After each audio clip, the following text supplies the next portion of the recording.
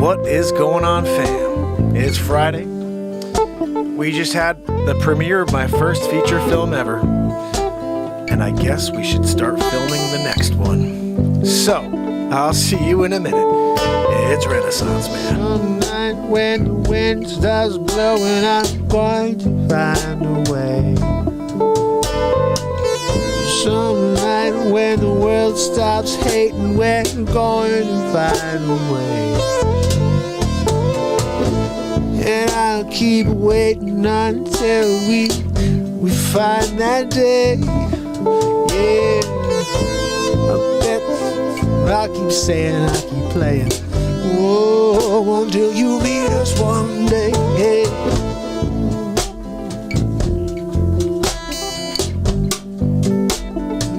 Time to stop the hate.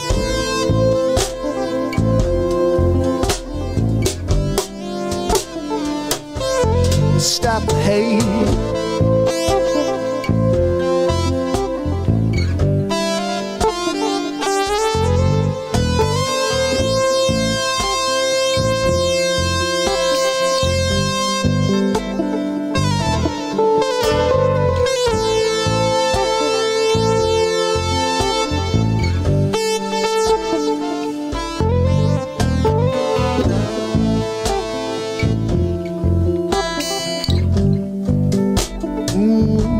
Let's stop the hate, hey, yeah.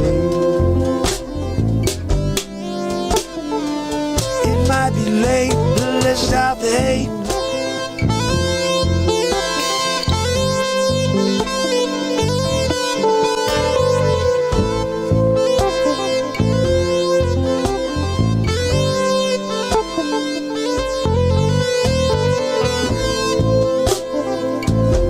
Remix.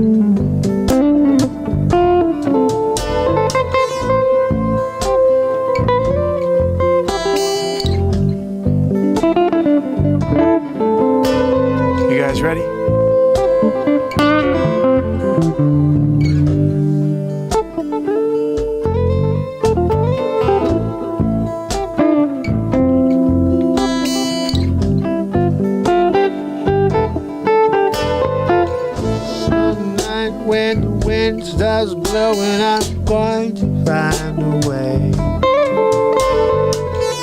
Some night when the world stops hating, we're going to find a way.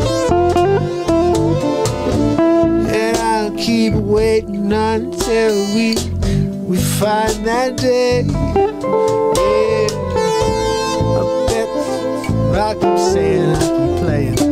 Whoa, one day you meet us one day.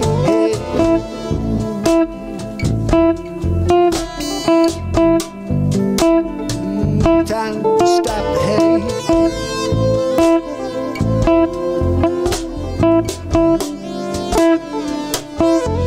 Stop the hate.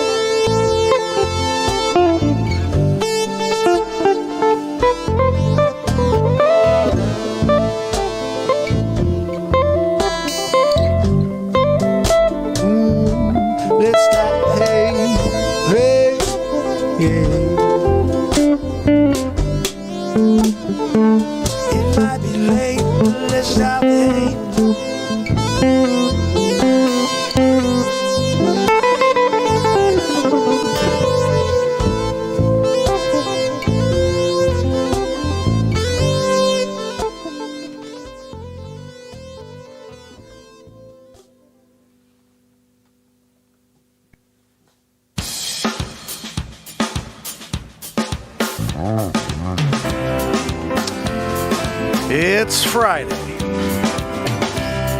It's Mark Pires. And it's Renaissance Man. Looking for ease my mind and help my living. It's a Renaissance Man. It's the daily variety show, Mark Pires, Renaissance Man. I am here to connect with you, to amplify your current state. And I'm here with you on day 865 in a row of the Renaissance Man. And we officially have our first feature film on day 865 in a row. It's official. It's there. So I'm not sure who saw Supermark and Batmark the movie. Let me know. Did you like it? Any suggestions on where we go with it? Because you see at the end, Facce gets away. And they're like, we got to go get Facce. So, obviously, there's got to be another... there's got to be a sequel, right? I mean... Facce gets... Let's talk it out. We have to figure out where this movie goes. Facce gets away. Supermark, Batmark says, hey, if Sonny the Fist gives you a problem, laser eyes, give him laser eyes. So, Batmark takes off in his Batwing. Supermark shoots up into the sky. Where do they go? They have to go... I think there's got to be a scene or two where they're both fuming. Yeah, okay, we got that. So Superman goes to his lair. He's fuming about how Facce got one over on him. Batmark's over in his lair, talking about he's upset Facce got one over on him. I think there's got to be a scene in this movie where Supermark meets Wayne Doppler and there's a fight. I thought about that earlier. That would be pretty funny if, same thing as Batmark's looking up at like the tallest man alive. Same thing. Supermark's like 6'5", but Wayne Doppler, 8'9". I mean, Supermark's gonna have to jump up to hit him. It'd be really funny stuff. Jacqueline said maybe Mars. Oh, I got it. Jacqueline, you're a genius. So we bring back Stuck on Mars guy because Supermark's going to Mars to mull it over. All right. He's trying to figure out what he's gonna do next. Batmark calls him on the super monitor. They have a nice conversation, right? Supermark's like, hey, why don't you take a break and come on up to Mars? Batmark's like, what are you talking about? You can't go to Mars. There's no human beings on Mars. I beg to differ. There's a guy who's been here for a little while. I'm here as well. Let's hang out for a little bit. We could figure out where we go from here. We got to take out this Facce. And I'm pretty sure if you come here to Mars, Doppler can't catch you with his Doppler 5001.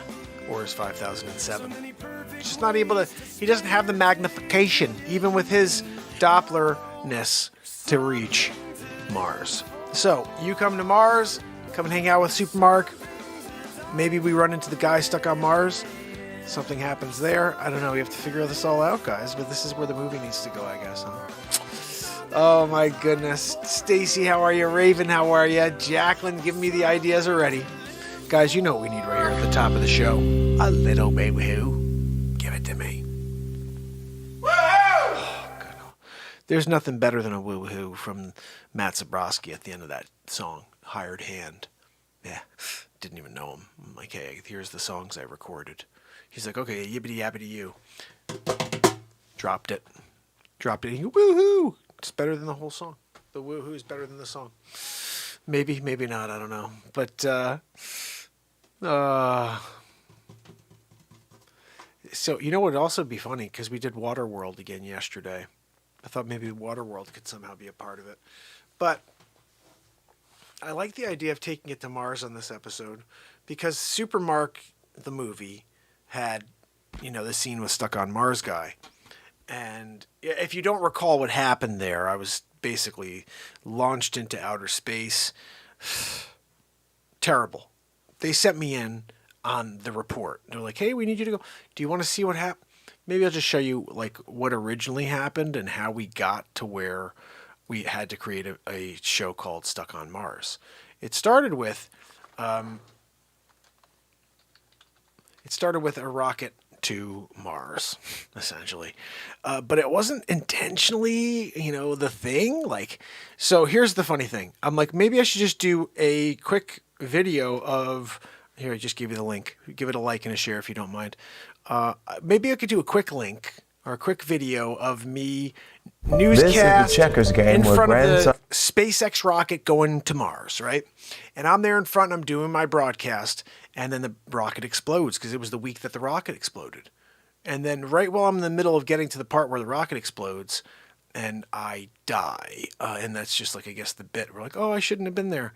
This happened. I was just, in my mind, I was like, okay. And then at the end of that, we're watching it for the first time and I'm like, I think now we have to create, where did he go? You'll see.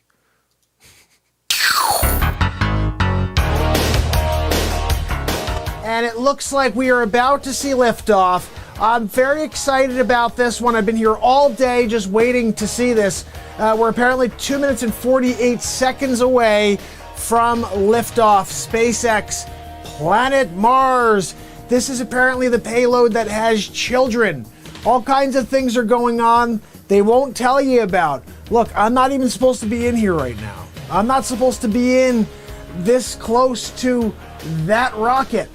But you know what? I'm here anyway. I'm a risk taker, okay? They said, hey, Mark, you want to go there and take this story? You kidding me? I'm on it. All you got to do is get me a cameraman and a microphone. Got the microphone, got the cameraman. I'm ready to go. All I want to see now is that rocket taking off. Can we get that thing up in the air? What are we doing? Where's the red button? I'll push the button. Just freaking give me the button to push. And let's go. I want to see it up in the air. This is Mark Pires on scene. Channel 7 News. Waiting for the rocket ship. 1 minute 40 seconds. You want me to keep... I'll keep going. No, I'll keep going. Look, it's a really humid day here in Cape Canaveral, Florida. So basically, we're 1 minute and 3 seconds away from liftoff. And you know what? This is going to be one large step for man, one giant leap for mankind when we go up to Mars and drop these children off. There's a couple of women as well, women and children. They're going to start a civilization there. Elon Musk, he's ahead of his time. So bottom line, 1 minute and counting, 59. We're going to do the countdown together. And all I want you to do is watch this beautiful craft take off. I should probably, I'm a little too close to this now. We are officially 37 seconds away from liftoff. I cannot wait to see this. Should I be here? I don't think I should be this close. Shouldn't I get away? Look, I'm gonna book it. I'm gonna book it on the countdown. We're gonna do 10, 9, and I'm gonna run out of here and I think they'll be okay. I don't know. We're gonna check it out in a second. 15. Look, I'm getting a little nervous. Where's my producer? What am I doing here? I shouldn't be. Not 8, 7, 6, 5, 4, 3, 2, 1. Lift off! Yeah! Oh my goodness! Oh my God! I should never have taken this gig!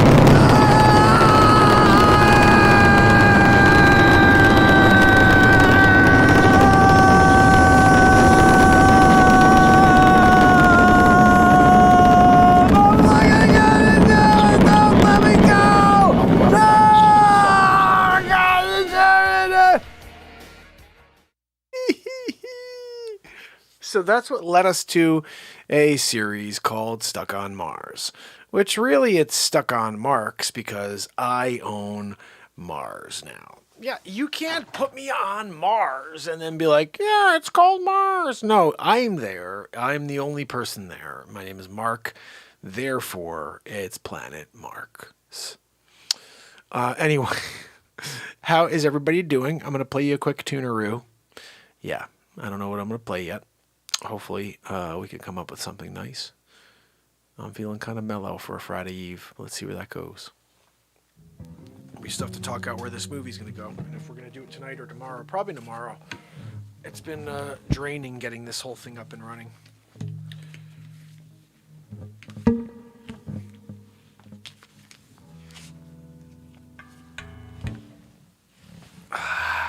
What do we got?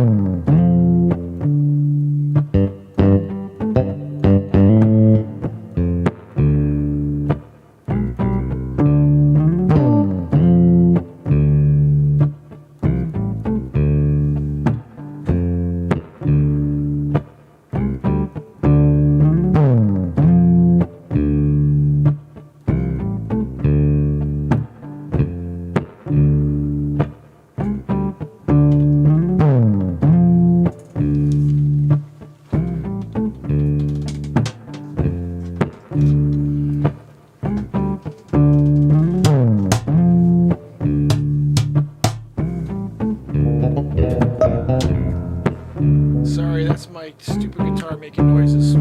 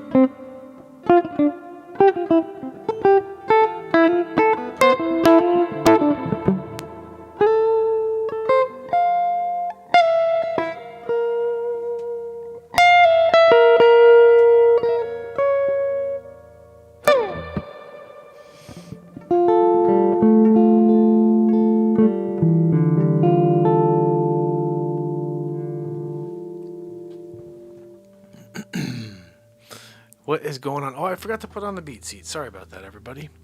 Get to the beat seat. You need to have a beat seat view if you're going to do a jammeroo. What was that? Oh, I got rid of it already. Yeah, I erased it. That's what I've been rolling lately. If I don't love it, it's just gone.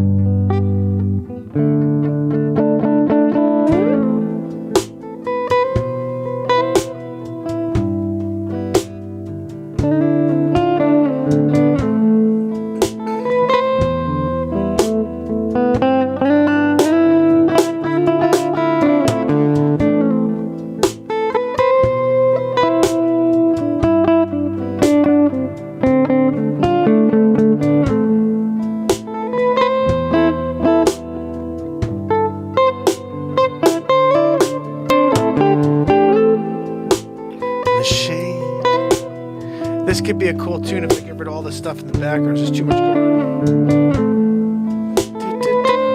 I think it's gotta be less.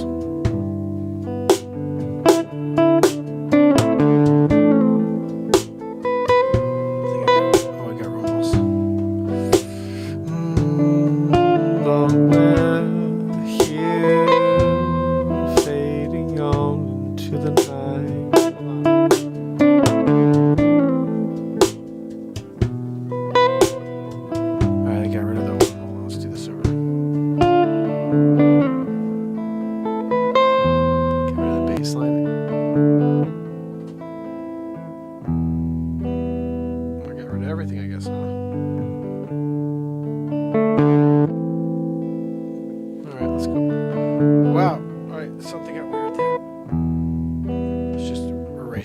It's over, guys. It's over. We had it and then it got messed up. Sometimes that happens.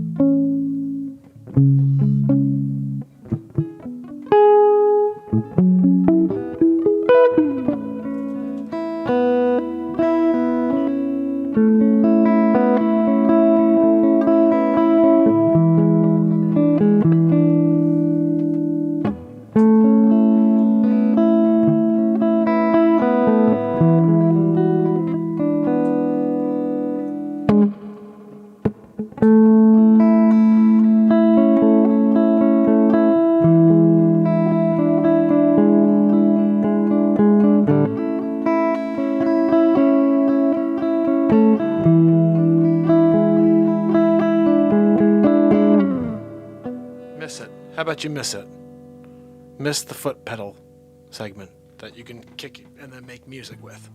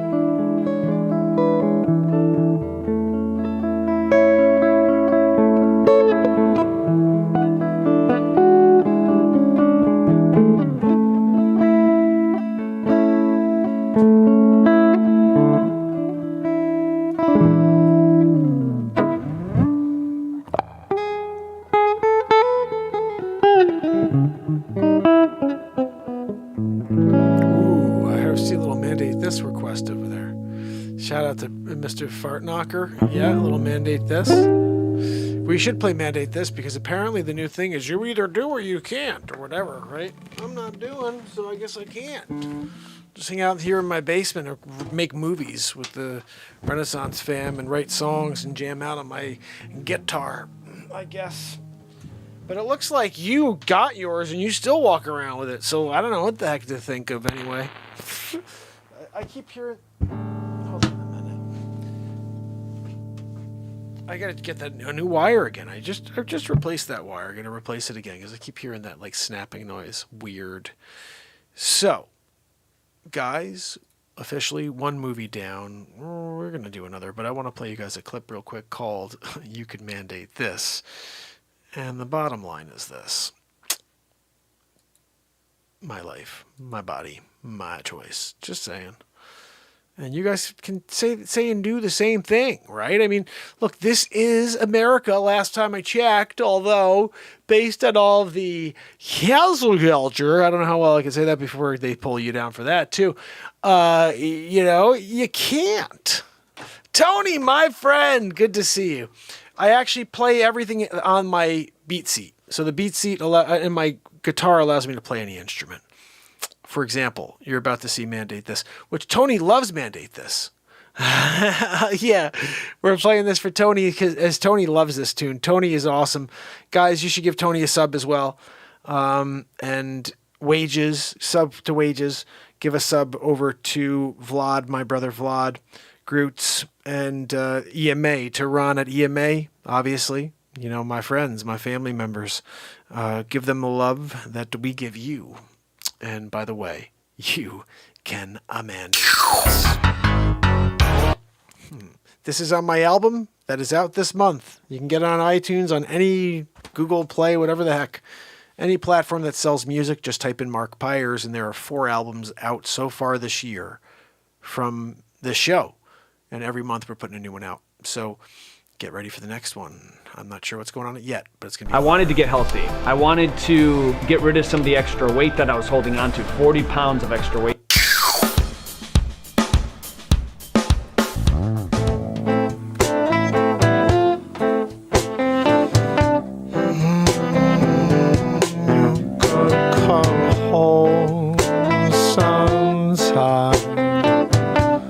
You can't stay out all night.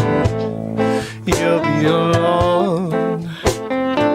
Find the answers you're looking for.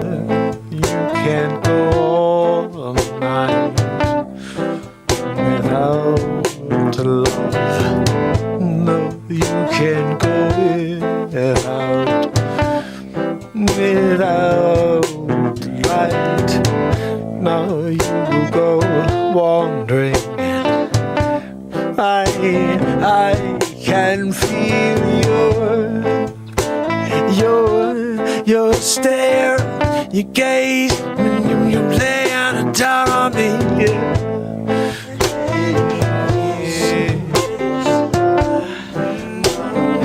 You can manage this.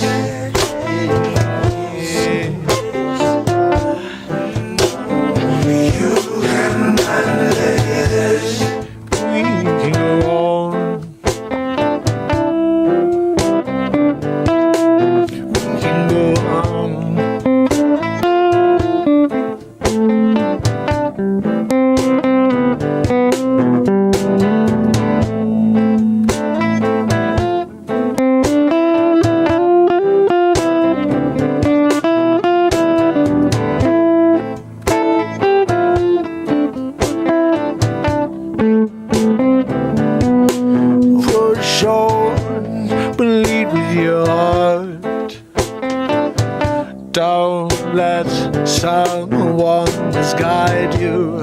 Lead with your love. Yeah, this world needs it more now than ever.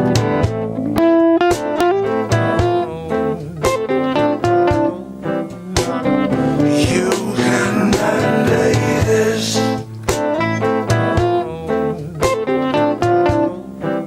Right now it's up to you, it's up to me. What we're gonna do, I'll show up. How about you?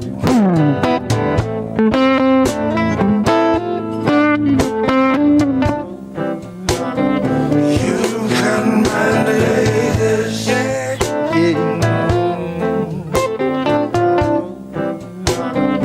You can mandate this.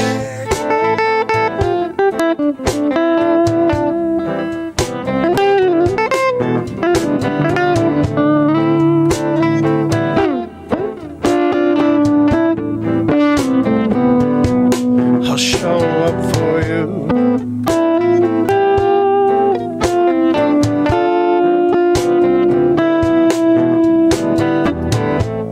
Wake up. The sun is shining down on you. So why do you get in your head? You're missing the moment, and why do you do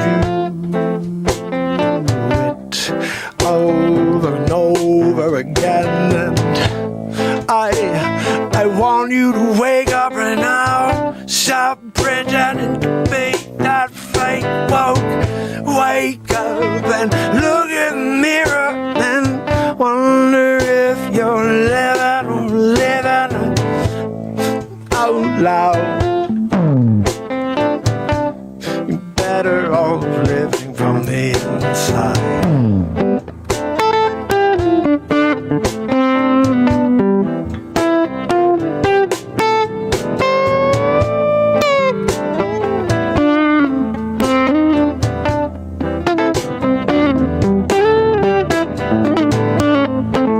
You can manage this, yeah. You could just kiss this, yes. 'Cause I'm not gonna do what you say, no. I'm gonna run away if I got to. I'm gonna hide in my basement right here. You can mandate this. You can't mandate this, no. But you can't mandate this.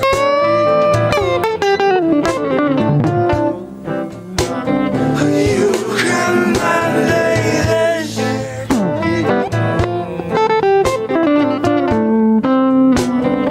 You can mandate this. Yes, yes. You can mandate this.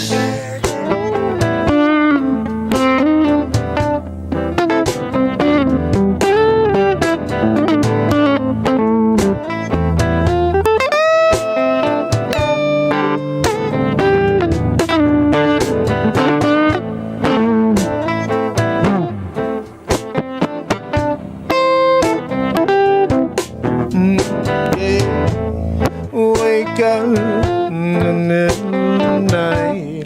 You got that rough dream. You wake up and you scream.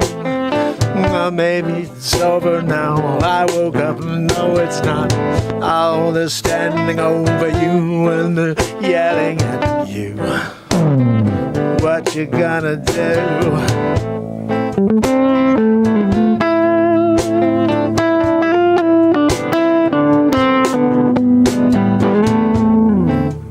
Push back, get out of my face. Don't tell me my place. This is my home.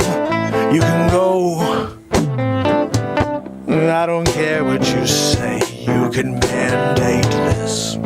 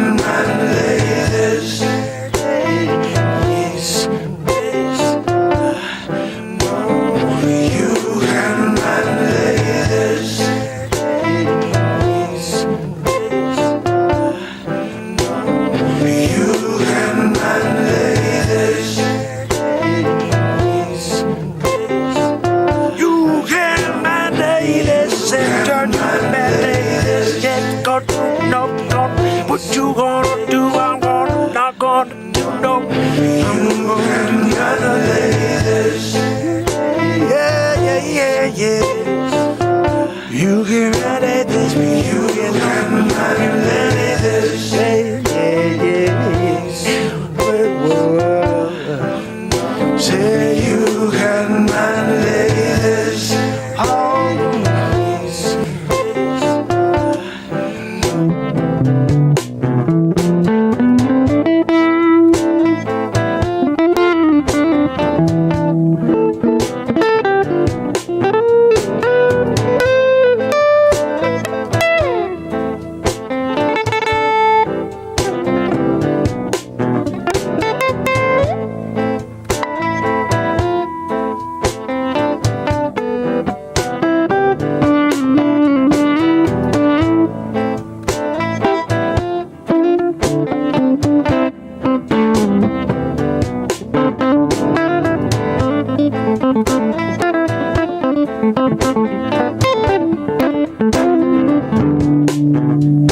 Mandate this. Oh, You can mandate this. Oh, or you could take that paper and do something with it. Maybe wipe your behind it. 'Cause I don't care what you say. No, I'll take my chances. I'm here, I'm trying to get by day to day like everyone. This is a crazy time we're living in, and I don't think it's getting any better soon. No, yeah, you can mandate this.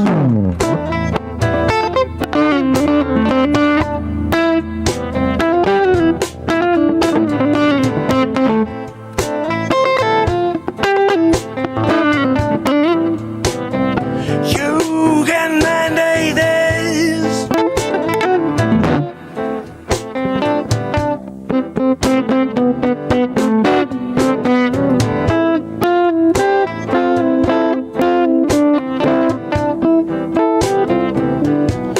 Mandate this.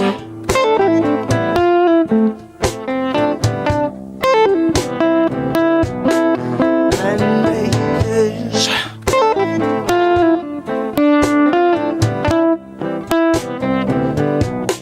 Mandate this. Oh, no, no, no. You can mandate this.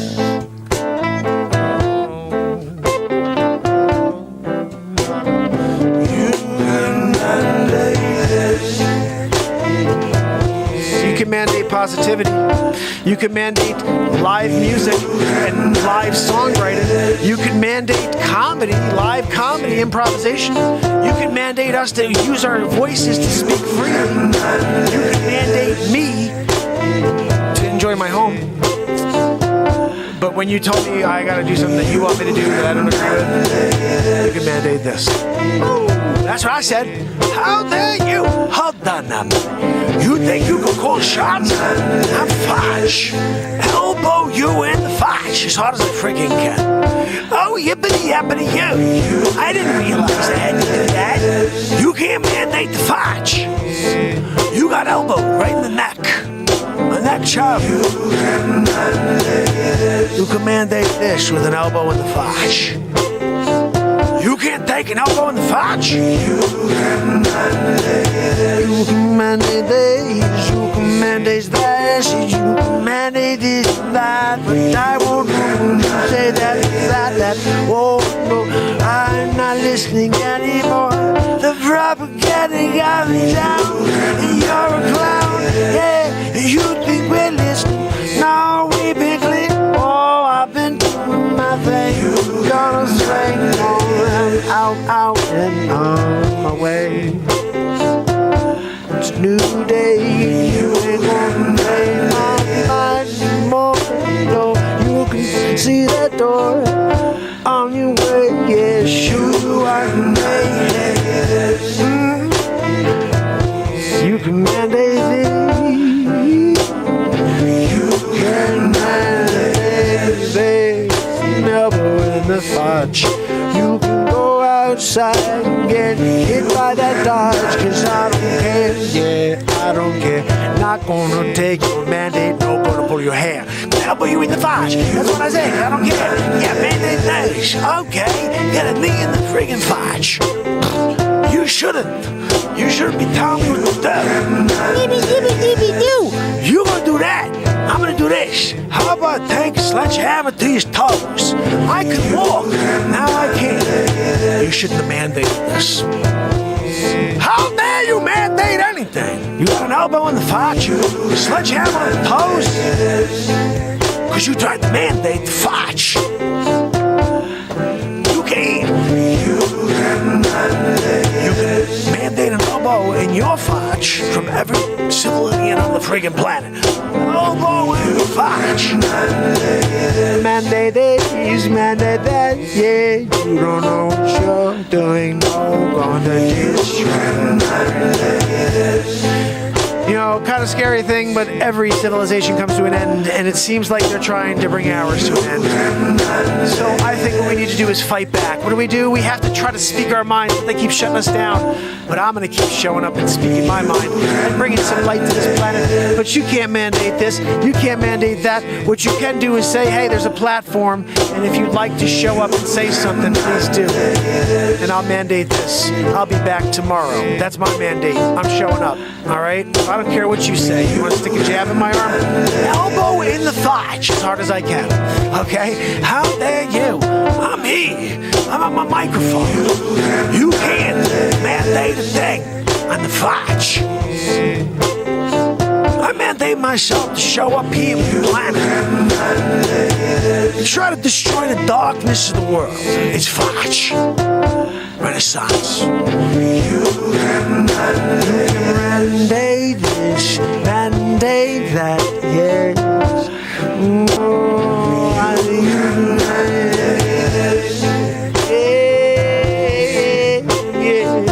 Yeah. You mandate this. Oh, you could mandate this. Holy cow. Maddow, how are you? Good to see you. Thank you for coming here and joining us. And Grandma JJ and Jacqueline and my man Tony, I'm so glad he's kicking it with us. He got him in the Facce. So you got to understand, Tony, it's so funny when last year, I guess now it's over a year since, geez, I'm 865 days in. So this is prior to going into year 2. It's like day, I don't know, 318, let's call it 330, okay? 333, let's call that. That's a good number. All of a sudden, I'm thinking to myself, I had a realization, I had an epiphany. No matter how positive I could be, no matter how positive the message is, and how inspirational the message I give is, 90% of the world has no interest in that. And that's when I realized, I was like, holy cow. Like 90% of the world doesn't even want to hear it. So the question is, how do I get them to hear the message? That's the first thing. How do I get them to hear the message? And I started thinking, well, I think the only way to do that is through comedy. And early on in the show, I remember my father saying, I was at like day 90 or whatever, and I'm like excited about where the show is going. It's all positivity and inspiration based. I was helping people with their problems. And my father said, when are you going to start doing your impressions? And I was like, what are you talking about? That's not real talk. Because at the time the show was called Real Talk. I said, that's not real. That's not real talk. He goes, that's you being you. How's that not real? And I was like, well, I don't know. It's supposed to be about positivity. And at the end of the day, I realized I need to bring comedy characters into the show. About 5, maybe 8 years ago, it must have been about 8 years ago, my wife and I are in the kitchen of my old place. And I said, I got the greatest idea for a radio character, a radio show host. And she's like, all right, hit me. What do you got? I was like, Dick Facce. She goes, what? I said, yeah, he spells it with 2 C's, but then he says stuff like, I'm going to elbow you in the Facce. I'm going to elbow you in the Facce. How dare you? You want to elbow in the Facce? You know, and so he's saying Facce means face. His name is Dick Facce. So what is his name really?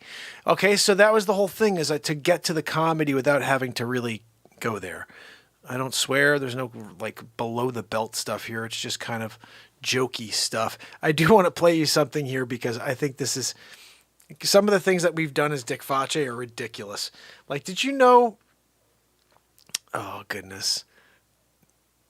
I got to put this one on. This is a ridiculous episode, and It needs to be seen. I mean, I could make 5 movies. I was realizing this. I could make about 5 movies right now. Full-length movies. All I have to do is put together Dick Facce content. All I have to do is put together Stuck on Mars and make one movie. I could do that multiple times, and maybe I will. I don't know.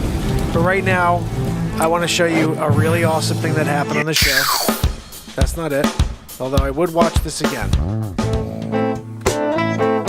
Check this out.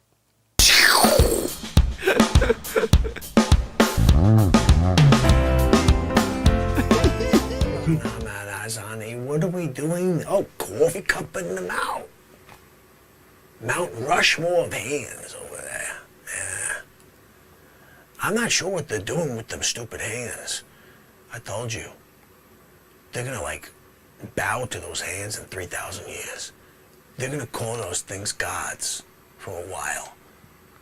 Until somebody comes down with, like, a couple of commandments from a mountaintop. It's gonna happen all over again. But at first, they're gonna be like worshiping things. Them hands. Yeah. It's like, whoa, we came across these freaking stone monoliths in the desert. No, they didn't dig deep enough into the dirt. It's Sonny. Sonny's there. He's still holding the freaking cough cup. They only caught the one knuckle. They're like, oh my goodness, we found this amazingly massive stone pillar coming out of the ground. It's one of his freaking digits, only a single digit.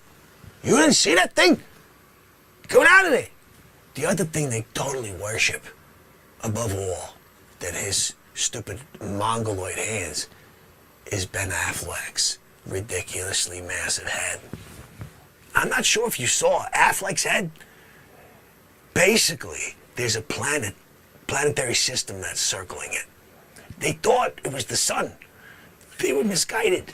They're like, oh, look, there's the sun. No, it's Ben Affleck with that massive freaking noggin. You didn't know? I'm sorry, hold on, no. Ben Affleck, he goes, like, sometimes, he goes into car dealerships, and they have to bill him for all the cars, because when he walks in there, he basically, like, destroys things with that head. That nog pushes things out the freaking plate glass window. They're like, look, we got the plate glass, it's fine. Nope, not for Affleck. How dare you? Are you kidding me? It's like when you saw that old Nickelodeon show when they do like the slime and it comes pouring out the windows. Yeah, that's what you do with Affleck's head. Everything pours out. Freaking Affleck. You can't even watch a sporting event. It's worse than Cove. Worse than the Cove. Yeah, Affleck. You kidding me? I've lost days traveling just to have to go around Affleck. You can't go to the store today, I'm sorry. Affleck's in town. You're gonna have to drive around. What? 4 days later, I got to the freaking food store, picked up milk. My wife was like, where the freak is the milk? I've been waiting 3.5 days. I'm sorry, honey. Affleck. Yeah. Also, this is the biggest one. All the crazy weather that's happening right now is Affleck. Yeah, you didn't know? Affleck? How dare you? Hold on now, man. Affleck. He's the basic reason for all earthquakes. Yeah. I can't believe you never heard of the Affleck resonance. Sonny, what are we doing? You get Affleck resonance here? They have no idea. They're like, oh, no, it's because of the Schumann resonance. No, how dare you? How dare you? You think you know? I got a freaking planet walking around this planet. Yeah, the form of Ben Affleck. They can't make a cabin in a car big enough for that freaking head. They gotta do custom. I'm sorry. It's custom work with Affleck. It all started. He was a 7-year-old. They needed a suit for a special event. Communion. Proud of you, Ben. They're like, look, we need to figure out how to get a suit around this freaking kid's head. What are we doing, Sonny? Sonny! So they call the tuxedo shop. Tuxedo shop's guy's like, look, I'm out of options. I don't got enough thread for that head. We gotta call Hollywood.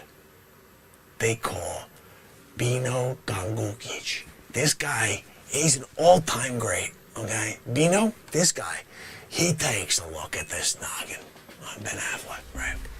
He's like, not a problem, I got it. Bino, you got it, Bino?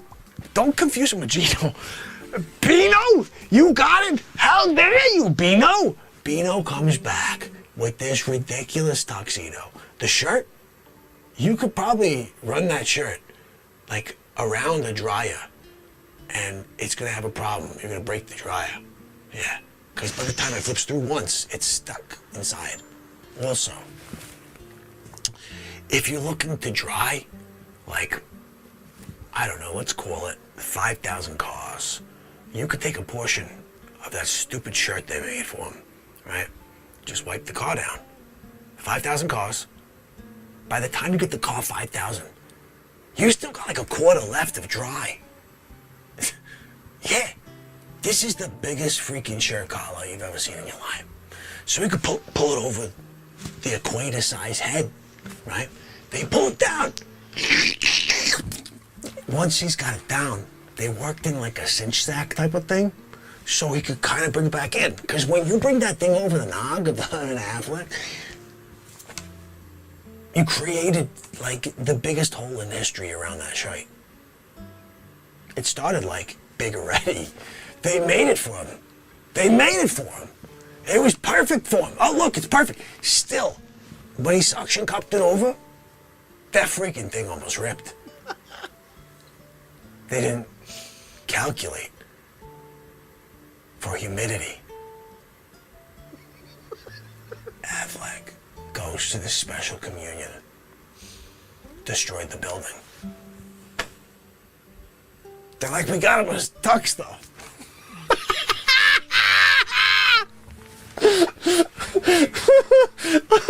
Oh my goodness. Oh, they got him a tux though. That was important. He at least had that one moment before he destroyed the building and killed 15 people. As a 7-year-old, that's gotta be a freaking nightmare. Go sleep that night, knowing it was your fault, bunk. Oh my goodness. Oh my goodness. Bunk. Bunk's adventure just killed me when I was a kid. This freaking, like, character walking with a massive head, like a freaking Affleck head. Isn't it amazing that a scene from Mallrats when I was 19 has given me so much freaking content for this show on the Affleck effect, on the Affleck resonance. I'm sorry. You didn't know about the Affleck. Hold on, no. The Affleck resonance. This freaking guy is connected to all things, all matters, all events on this planet. You saw that hailstorm? Affleck. Yeah. The meteor that almost hit the freaking planet, that was Affleck. That was the gravitational field of Affleck pulling on the asteroid. He's like, come over here. Bang into my freaking noggin so I could break you into pieces.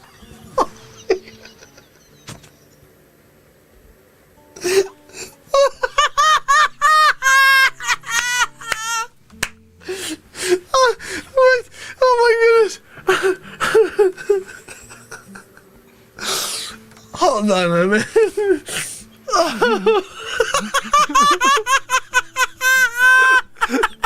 Oh, here I go, guys. I don't know what I'm about to do. I forget. Hold on a minute. I got a question for you. Holy cow. Hold on a minute. You didn't know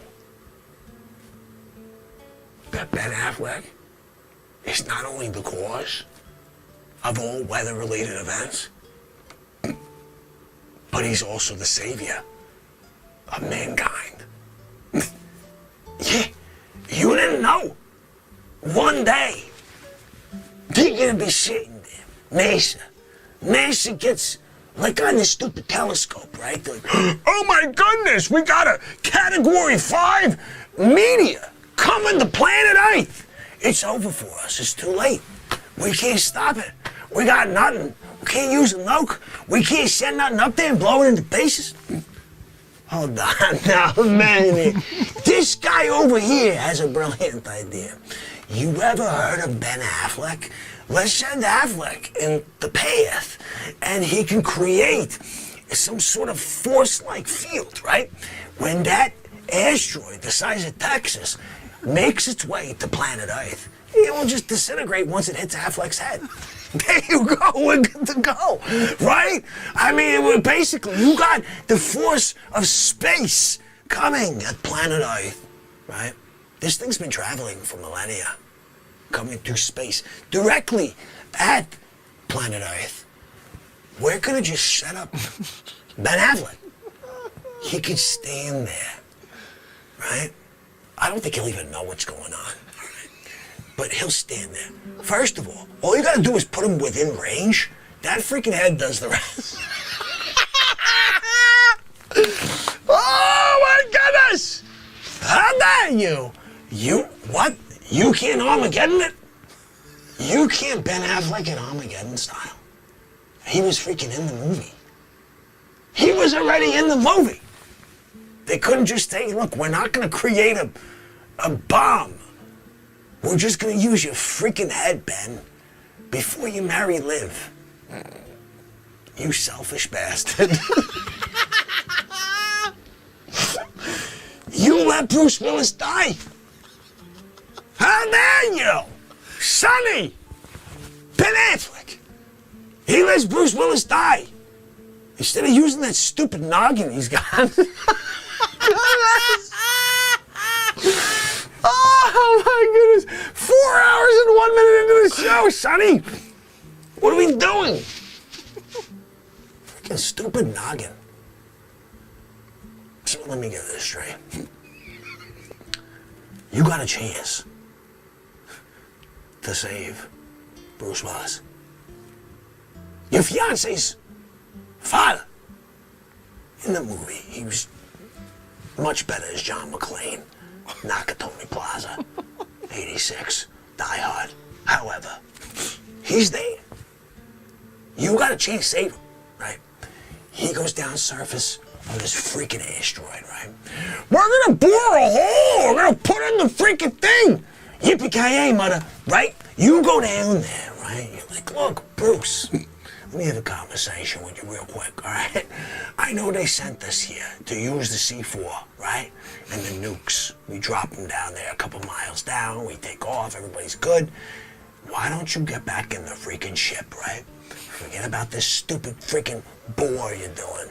Let me crack my noggin on it.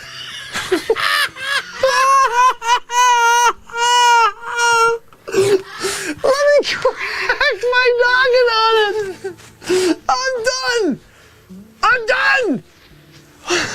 What the hell is wrong with me? Holy cow.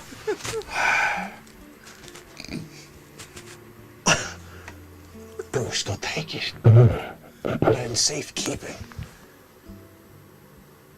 Go get on the line. Your daughter needs to speak to you. No. Go, just go. I'm gonna keep my eye on the guys real quick. Yeah, no, you. You're good. Just go tell your daughter you love her, okay? And come back. We're gonna switcheroo. Hup. We're gonna switcheroo, okay? You tell your daughter you love her. When you come back, and then I'll go. And we're good. Let me see if I can do something, though. Give me a minute. Just a minute. Yo, check it out, guys. Look. I need you to get the hell out of here, okay? I'm gonna bang the I can't. Every time I think about Ben Affleck smacking his stupid lung on something, I break down, man. Holy cow! Oh, it's killing me. If we can visualize Ben Affleck saying, bang my freaking head on the ground there. We're gonna put a hole and crack off just a piece, okay? I think if I hit it with enough Affleck force,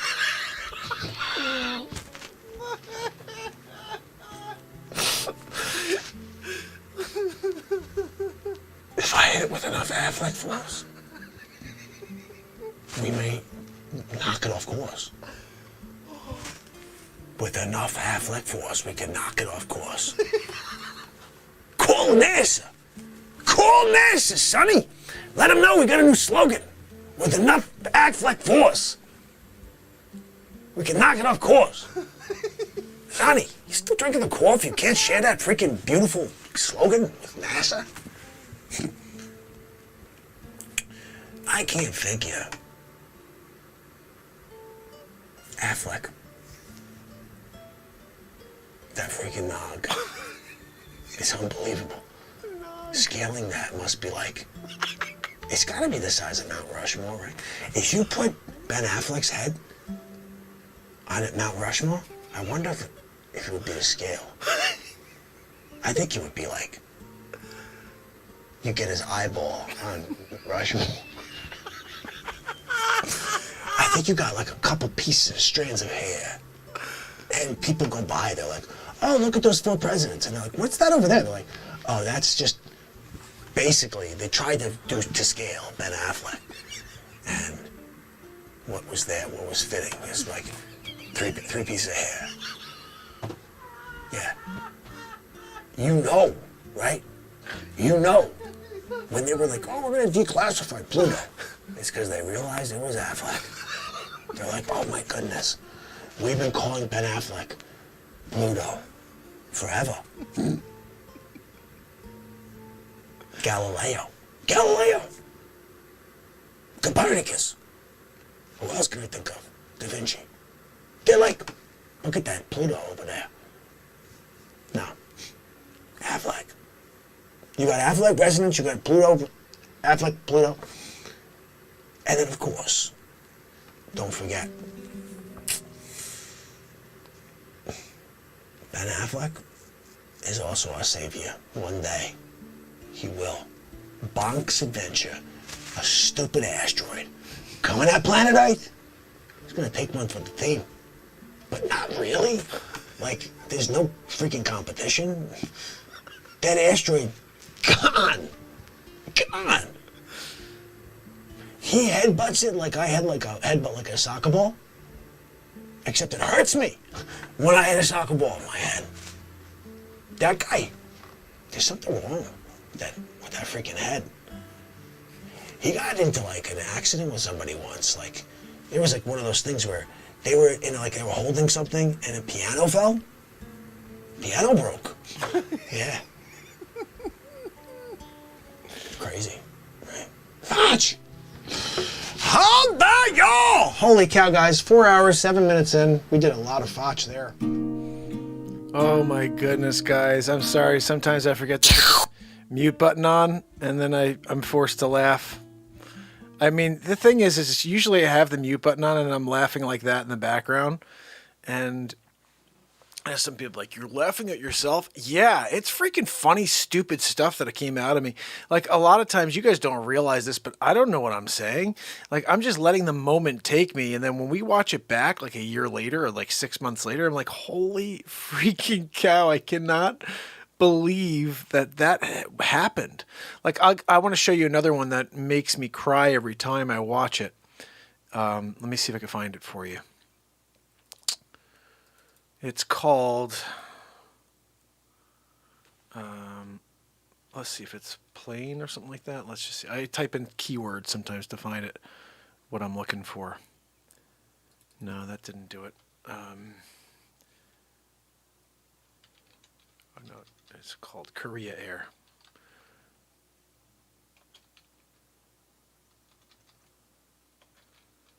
Come on, you gotta find something there. No? How dare you, Korea Air? I thought it was.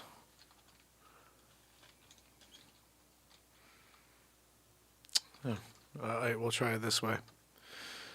There's 98 to look through. Let me quickly find the one I'm looking for. You know, while... oh, my goodness. This was a good one, too. Another little Facce moment here.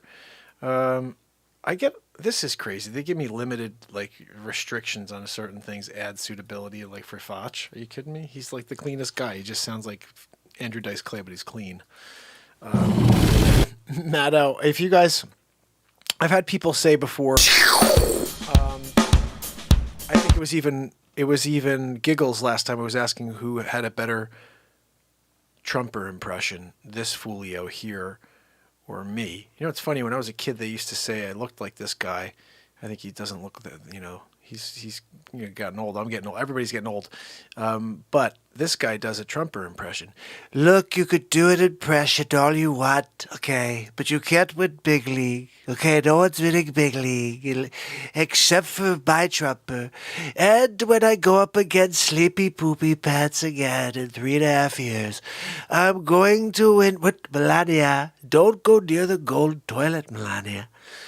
Oh, it's Sleep Sofa Joe here. We're going to push this one, huh? What do I do there? I'm going to take a nap while this plays. Here we go. Most of them. Oh, the Fluhan? Everybody wants to call it the Kung Flu. I'm like, that's okay. Fluhan is better. The Fluhan. Oh, okay, hold on a minute. You're going to call it the Fluhan? Melania, are you kidding me? They're calling it the Fluhan now. That was my idea, Melania. Don't go near the gold toilet. Oh, my goodness. I'm here at Mar-Lago, and she's on the gold toilet. I told her no gold toilet, but she just doesn't listen to me.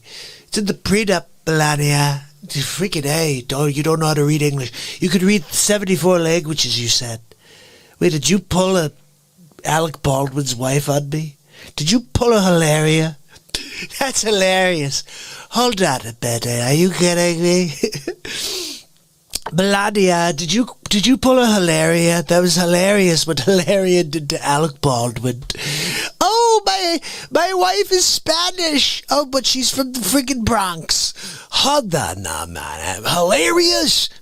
I knew Hilarious when she was Hillary. Yay, down in the Bronx. She used to work at the freaking gym. She'd be up there but going down on the stupid things. Nobody liked her. She tagged Alec Baldwin. She was like, oh, look at the cosas. He was like, oh, look, my wife. She's beautiful and from Spain. No, she's not. She's from Spanish freaking Harlem. How dare you? You can't come down. She's from Spanish Harlem over the Bronx, and now she's from freaking Spain. You bought the freaking line. Hold on. And now all of a sudden you're like, oh, I knew the whole time. Did you? It's hilarious as well. It's totally hilarious. I can't believe you. Okay, look, I knew. I was just pretending. I was pretending that she's from Spain as well. You were? Or maybe she continued to go until she was caught. And now you feel like an idiot. And you're like, okay, look, I'm Alec Baldwin. I gotta pretend. So, I'm an actor. Let me act like I knew. You're terrible. Because you knew nothing. And you thought she was from Spain. Who's the best actor in the house? Who's the best actor? At that Upper West Side penthouse apartment. Is it Alec Baldwin really? Or is it Hilaria? This? I can't figure. Oh, honey, I'm on my way out to go do Saturday Night Live. Okay, coast to coast, I'm going to cut the cucumber. Okay, sweetie, I love that. Call your parents in Mallorca. Hold on, yo. Hold on now, man. You gonna go down? You gonna pretend Spanish? You're not Spanish. You're not even close. Oh, my neighbor was from Spain. Okay. So you grew up with her, so you're from Spain as well? You just ate like a pied de terre? You were pied de terre. You put your foot on your neighbor's foot. And you're like, look now, I'm from Spain. I put my foot on their foot. And they're from Spain. So that means that now I'm from Spain. Hold on now, man. You ran me for the old catfish routine. Alec Baldwin's. Yeah, I can't figure. But you can't get rid of the Hilaria now. Now she got a kid with you, so you kind of done.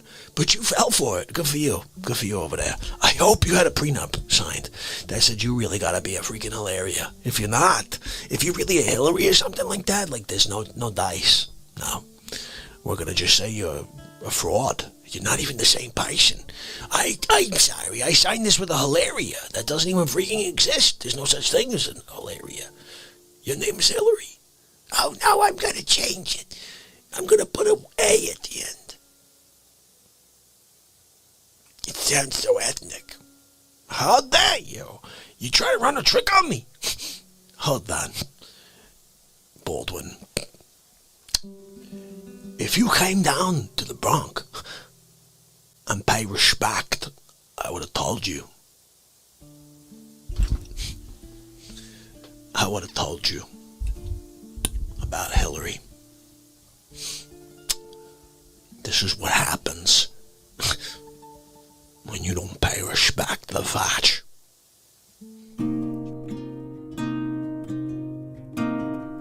Should we watch? I got another. You know what? Let's break up the monotony of Facce with one of these. Even though Facce is part of this. On the side of your Ron, house, thank you, my friend. You can qualify to erase. I think this should be an episode of SNL.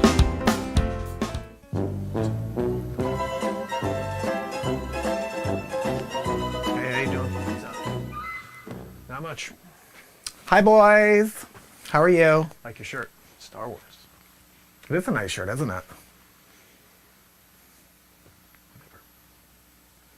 Oh my goodness. Did you? Is that you? It was clearly you. Oh my. Did he just fart on the elevator? Yes, he just farted on the elevator. Disgusting. Totally. Oh my goodness. Get away. Just get away from us. You're terrible. That smelly butt. Do you mind if I get closer to you? I'm sorry.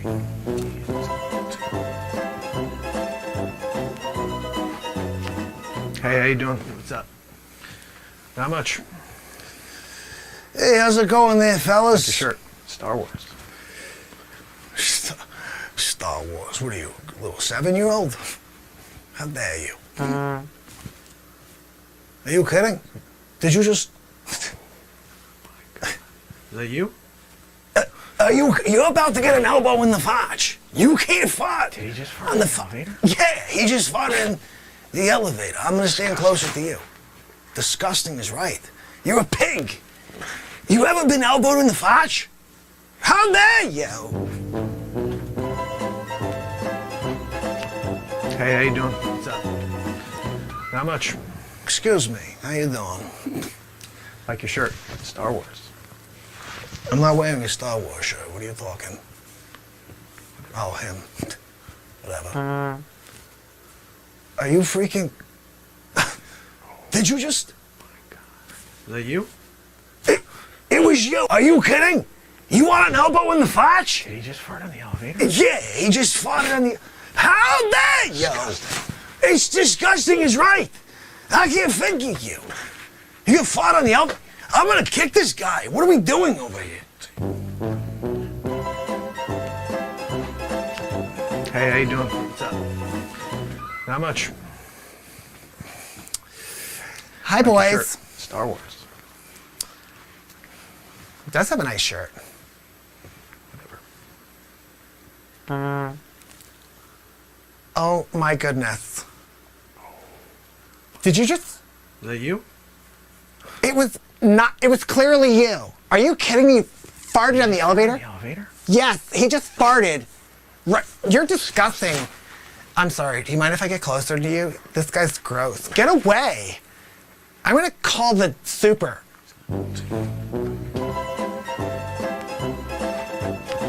Hey, how you doing? What's up?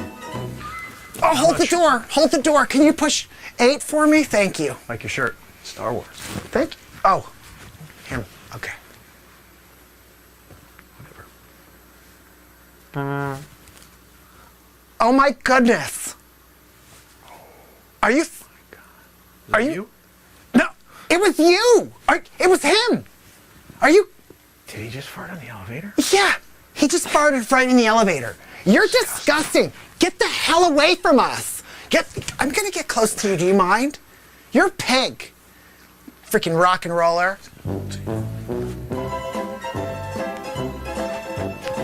Hey, how you doing? What's up? Not much. Like your shirt. Star Wars. Gentlemen.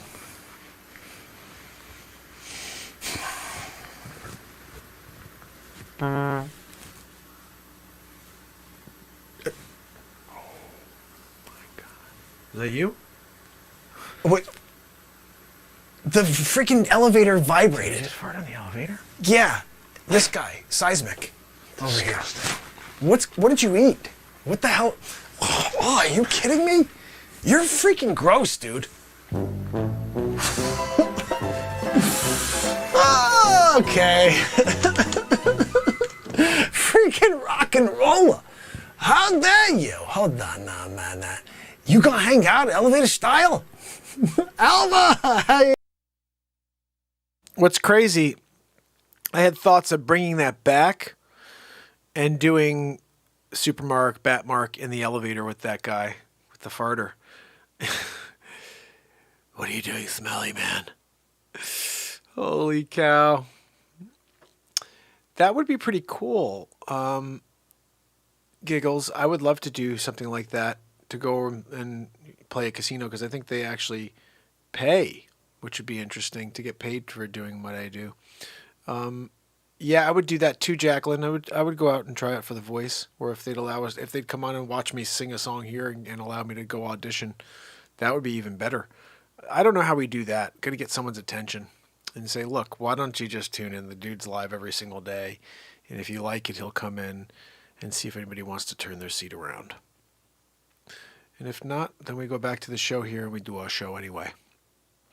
MGM Springfield. I'm going to look into that gigs, especially if they are looking for, I mean, I really would like to set the show up at a place like that and do like once a week or whatever, like a broadcast to do the show, Oh, Giggles, you got to reach out. Tell them that I would come up there, set up and do this show there once a week. I mean, I'd come up there every day if they paid me. But I'd come up there once a week and do that. And I think we could do a 4-hour show every week at the casino at MGM, and we could promote the heck out of them. They could promote the show. It'd be great. Set it up. Yeah, set that up, because I think what we could do is tell them we'll be broadcasting live on the internet as well, so it's not just going to be there. We're going to try to bring people to the casino from online to come and meet me and come in. That's the pitch. We tell them that, look, if people know I'm there every week and doing a 4-hour show, then maybe they'll come out and drive out to Springfield and they'll meet me. Who knows? Maybe that's something we can pitch. Raven, I'm so happy. I know. I'm so happy that with the Gibson, but I'm so happy Raven watched the entire Batmark and Supermark movie and she liked it. I'm sad that she cut her finger while she was laughing, because it is very funny. I am tempted to, I'm thinking, I'm considering playing it for us tonight because it is the premiere evening. I'm not sure if Ron's able to hang out more this evening, because I'm not sure if Ron had a chance to watch Batmark versus Supermark yet, but I'd love for him to see it. So if he's around, I'd pop it on for him to watch, and for anybody else who hasn't seen it yet. But we could also do that another night. You also can just grab the link. It just went live at 7 p.m. And man, it was a lot of fun to watch. Oh, Raven, I'm so happy you liked it. What I'd really like to figure out is what we're going to do for the next one. I don't really have to figure it out. I think I should just put on the outfit and then just find a few scenes. I need a few new backgrounds. We can't use the same backgrounds. So that's what we should really do is I should spend some time looking for new backgrounds for us to do. I do think it would be pretty interesting. Anna had a great idea. She's like, if you could cut out the Batwing, and just have like a, green screen background, and then I could put like moving, like something flying at night or whatever, and we could see that. It would look even cooler to see Batmark flying instead of just like a flat background going on. So I'm going to try to work on stuff like that for the next one. I'm also thinking about doing Facce for the movies, putting on his mustache, his big goatee mustache, and his hat, his glasses, and his wig. So he's an old man because he sounds like he should be an old man, older man. And his cigar. I found his cigar. Hold on a minute. You gonna come down and pay respect to Facce? Hold on a minute. I'm here. I got my brush. I got a biscuit. I still adore you. You gonna pay respect to Facce? This has got to be a part. Hold on, I'm here. I haven't smoked a cigar since Sonny started drinking that Reagan golf cup. Hold on a minute. Sonny! I can't figure you out, Sonny. You sit there, golf cup. Oh, yeah, Facce, I'm going to try to beat this Guinness. I've been Guinness, too. Longest time holding same cigar without lighting it, said cigar. Yeah, this cigar smells terrible. Yeah, it's almost like if I squeeze it too hard, it's gonna fall into pieces all over the place. Facce, I got my cigar here, right? Gino doesn't allow smoking inside. No. Even at my table. Hey, Gino, can you make an exception, Renaissance family? I smoke my cigar, 74 years old. First cigar I ever made, right here. It was a Cuban man came over from Florida. He moved here. He's making cigars, 1927. Made this one. Terrible. Oh, my goodness. Yeah, I have this thing here. I think I brought it out once or twice as a bit, but I never really used it. I also, it would be nice if I drank it all. Like, this is a Christmas gift that was given to me years ago. I think my brother gave this to me. This is you could put alcohol in here. You're like, yeah, buddy, I want to put in, make sure there's nothing in there. No, there isn't because I don't drink. But you could put, I don't know how much you could fit in there. But apparently you could put alcohol in there. So when you go, you just like, hey, I'm out in the road. I'd like, yeah, my Hammerlin Jamison. Hold on a minute. What? Where are we doing? I tell you, Old Hammerlin Jamison, when I'm at the desk, I bring my little snapperoo here.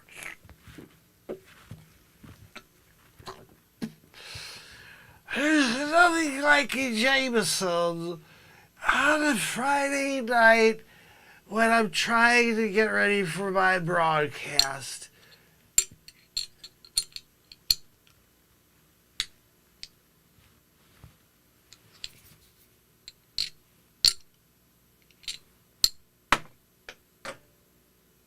Perfect. Oh my goodness. I think I got it. That one I got right back out of the tap roller. Old Hammer Jammer. By the way, that's the other thing. Next movie. And again, we're thinking about, we have to brainstorm what's going to be in the next movie. Hammerlin Jamison needs to be in the next movie. He has to be probably the guy who's like, this just said Bat Bark is on the streets of Supermarket. They're looking for Facce. More at 4 o'clock if I'm still with it. Hammer, jammer, rub the hammer and rubbing the lid off the fake news. More at 9. Oh my goodness, guys. Bit of an idiot. Yeah, we know it. We know it. Mark, how much to actually see you impaired? You know, I don't know. It's pretty funny, but as I've been live for 865 days, I think there's one day that I had like a beer earlier in the day or something like that before I went live. And I just felt really uncomfortable when I went live. But I don't know. I just, I haven't really, You know what it is, Giggles? I'd probably, if I was getting paid to do this and this was my career, I would probably do that. I'd try that one day. But I'm a real estate agent, you know what I mean? So in general, I would never do that. You know, I'm a professional. I've got a career to worry about, a business to worry about. My career is real estate. I spend a lot of time with you guys here and I put a lot of content out into this world. But realistically, I make money by selling homes and helping people sell their homes. So if at some point that ever changes and I'm just here and this is like, hey, you know what I mean? Every day I'm able to just create. Then I'd probably do something crazy like that, just so you guys can see me act out and do whatever. But yeah, I think right now still, it's a lot. I mean, I'm even thinking like, just doing like a movie is insane. Like I made a movie? What am I thinking? Like that is nuts by myself. The thing is like I wasn't able to get it done right away because like I said, I'm selling real estate. I'm trying to find new clients and all that other stuff. But it took me 4.5 weeks to edit that movie. 4.5 weeks. And I was in Florida. I mean, granted, I didn't spend a lot of time doing any of the stuff, you know. I didn't edit much when I was there. I made a couple of shorts, dropped a couple small pieces, but in general, I enjoyed myself. I hung out with my kids, my wife, my kids. We had a chance to chill it out, and that was great. We all need that. We all need to shut off every once in a while in order to reconnect with what's important and also reflect on where you've been and where you're going and what you're not happy with. You know what I mean? So these are the things that need to stay the way they are for now.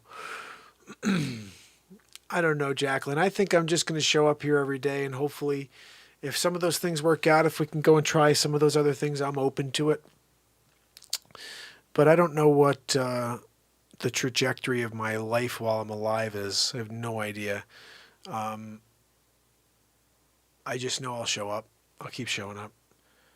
And I do think, you know, to me, I know time plus energy plus effort, all those things are like a thing. But, you know, 865 days in, still like not cracking any sort of, I mean, I think it was crazy yesterday. Like, I think when I shut off the stream, it was like a 2-hour stream or something like that. Yeah, it's like a 2-hour stream and it was like 94 people saw the stream. I'm like, are you kidding me? I've been live for almost 900 days in a row. I can't even get people to know I'm live, or even maybe they do and they don't want to come by. Who knows? But I don't know why it's so hard to have people find what we're doing here. Because as Ron says, it's very, very positive stuff. The world, that should be mandated. That should be the mandate, is that you should watch this program and find some positivity on a daily basis and then share it with somebody. You know, you're the person sitting next to you, your children, whatever, but share it because there's so much negativity being shared right now. And that needs to stop. That needs to stop, you know? So one of these days we'll figure out if time and effort actually equal anything. And if they don't, that's fine too. Because like I said, the fact that we are here together is enough for me. That's why I've shown up every day. If it was like, oh, if any of that stuff was really like the focus to me, we wouldn't be here. I would have quit already. You know, I haven't attained any of that. I've never seen more than, I think twice we've seen more than 100 people or 200 people once or twice because of wages. Sent everybody over for one of the big shows. Or Brian Stavely, when he came in, we had a nice big crowd that night. So that's nice, you know, but again, it's something where if that was like, oh, I'm, you know, I don't know. I just think it's easy to quit. It's very easy to quit. I could see why people quit doing this, but I'm not like everybody else, and I refuse to be stopped by, you know, my perception of what the world thinks. You know, the thing is what's dangerous about the way that they censor is they shape your perception into thinking that you're not good. they shape your perception into thinking that you're not actually making a difference. And then you see like your subscribers, instead of growing, are going down. It's like a weird thing. And that is a discouraging thing. But at the end of the day, that is what they're trying to do, is they're trying to discourage certain platforms from continuing. They'll shut certain people down, but I think shows like mine, where I don't swear, I don't talk politics anymore, and we're talking about positivity and coming together in a world that doesn't want us to do those two things, I could understand why they don't shine a light on this show. I could understand it. I don't fit the agenda of the world right now. And that's unfortunate for the world, because I won't ever stop. And one day we will grow and we will build the light that I've seen. These little visions, we all have them. I have them when I'm making these movies, or when I'm writing a song. I see a couple seconds into the future before I sing something, before I play something on the guitar. And that's the same thing. I've seen this, where we are building something so positive and so bright that the world changes. The world literally changes. And it may just be our world, but we're big enough that it means something. I've seen it. I just don't know when, if it's 1,000 people, if it's 1,000,000 people, if it's 100 billion people, I don't know. But I just know that the world changes. And right now, it needs to happen more than anything. That's why it's really frustrating to see. It's just the anger, the hatred. I see this country falling apart. I just went to get gas today, guys. It was almost $4. It was like $3.87. I paid $2.24 the last month of our previous president. $2.24. It is almost 50% more in less than 4 months. Isn't that crazy? Oh, Ron, I trust your vision, my friend. Like I said, my mind has always been, I'm just going to keep showing up, and hopefully, enough people see it and start telling others and say, hey, come over. I'm here at 9 o'clock and come and hang out with me. And enough of that happens. Because this is what I'm realizing more and more. And Ron's right. The only way this happens is grassroots.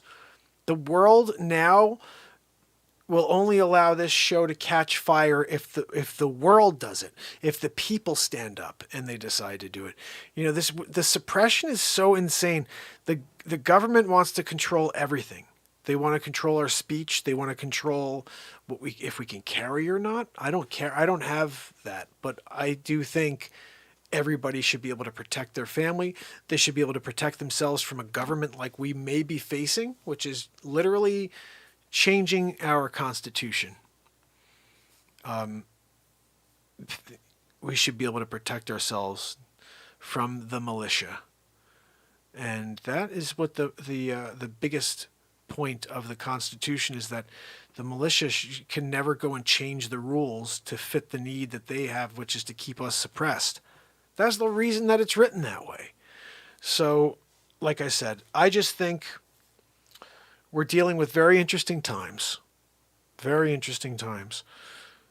Everybody's got a channel. Everybody's a streamer. And then, Hollywood's no longer, TV's, nobody watches TV anymore. It's a very weird time in history. And then I'm a variety show. I was thinking about it. There's all this stuff we're doing here. It's like people have no attention span. It's like, I'm in the wrong time. I'm in the wrong time, right?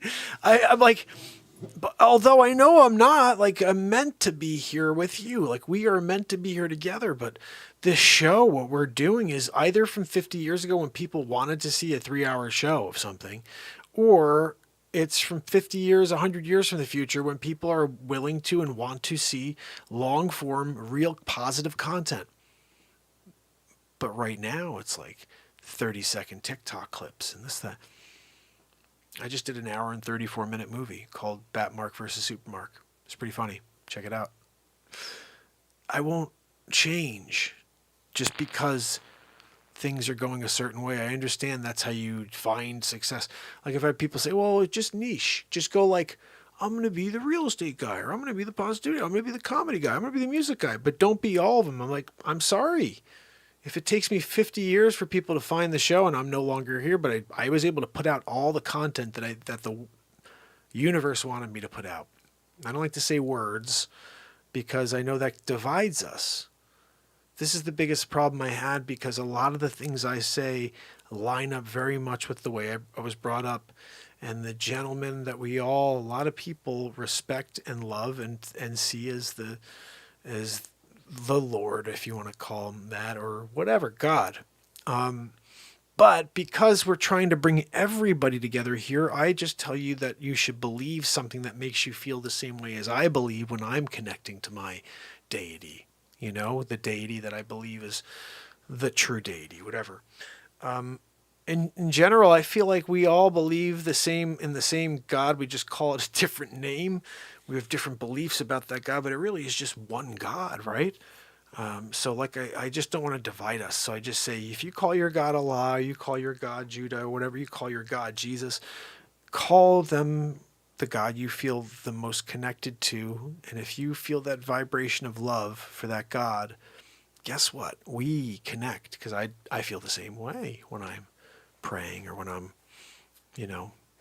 doing for others. So just something to keep in mind. We are all the same. We're just born in different parts of the world.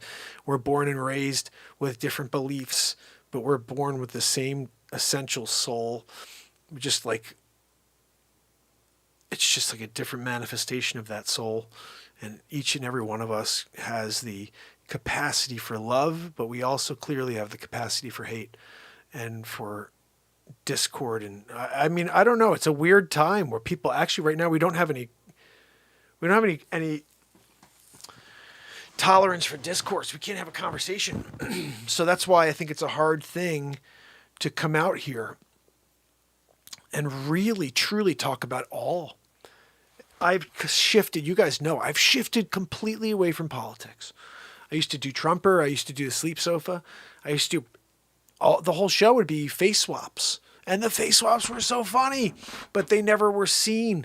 I saw one of my favorite episodes was episode 25 of the Trumper show, which was gaslighting an American election. It was brilliantly funny because all it was all of the clips of the other side saying, oh, they should be in the streets protesting and then maybe they will. And then the now vice president was saying, they're not going to stop now and even after the election, and they shouldn't. And like, that's like insurrection type of stuff, And the whole thing was like people saying stuff like they're going to have to shoot the former Oval guy. Okay. And I'm like, that is messed up. But I would do commentary as the Trumper after each one of these idiots would say something.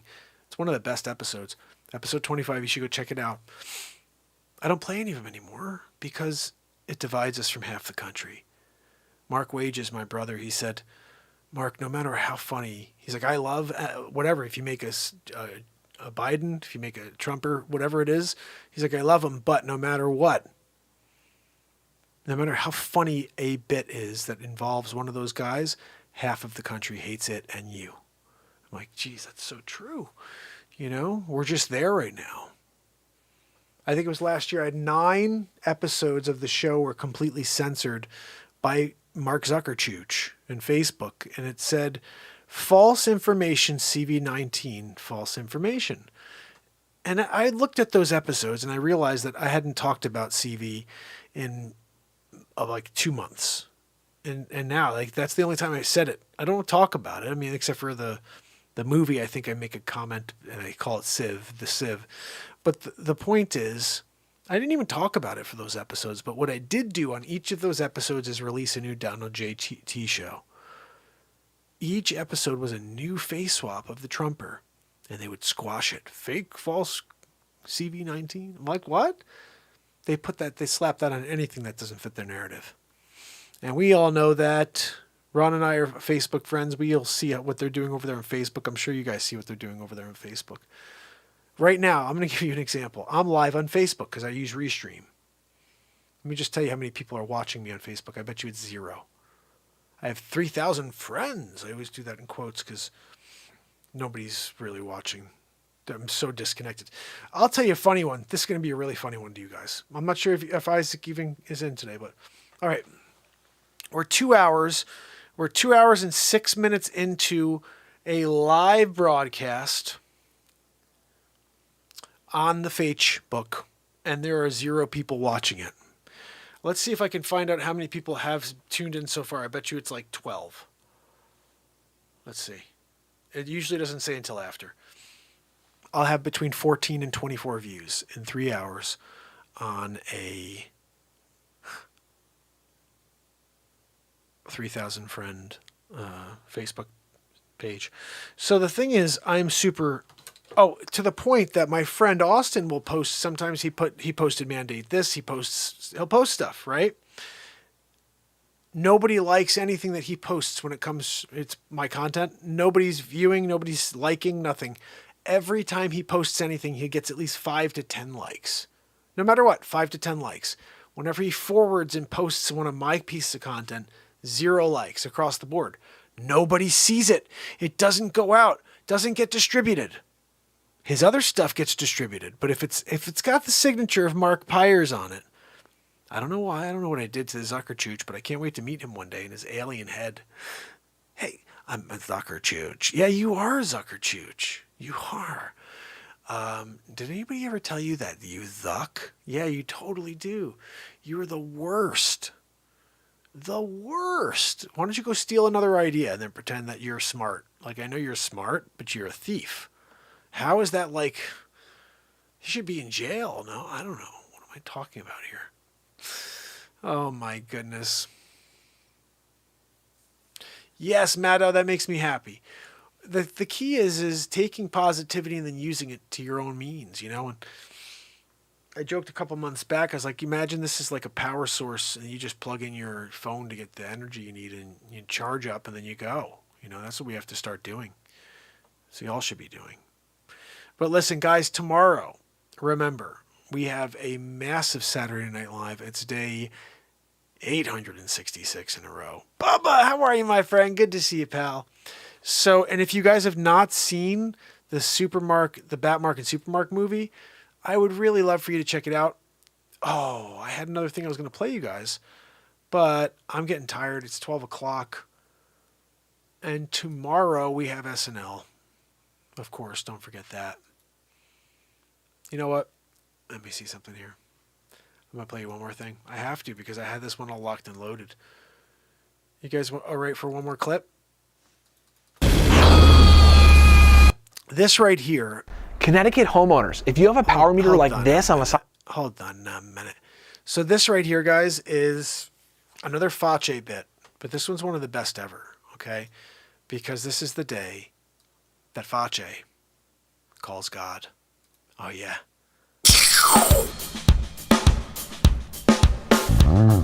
Hold on, man.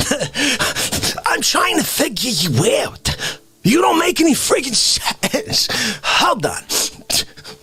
So you're one of them window washers in New York City, right? You gotta take care of the Empire State Building. All them floors, right? You're on floor 6. You gotta go all the way to frig up, right? You get a call. I'm in the Bronx. You can't jump off the scaffold? Hold on to the rope? Do a Tarzan down? Or maybe you could actually do a Spider-Man or something? You're not Peter Parker? Hold on a minute. You're not gonna Peter Parker it? You're not gonna Spider-Man it? Get kind of like a spider bite with venom? Turns you into a Spider-Man. Peter Parker. And you all of a sudden, you just kind of do one of these from the scaffold to the building. You're in the Bronx all of a sudden. Facce, I'm here to pay respect. You can't do that. You can't figure it out. Hold on now, man. I'm Peter Parker and you. Hold on now, man. I got one more. Because I just don't understand.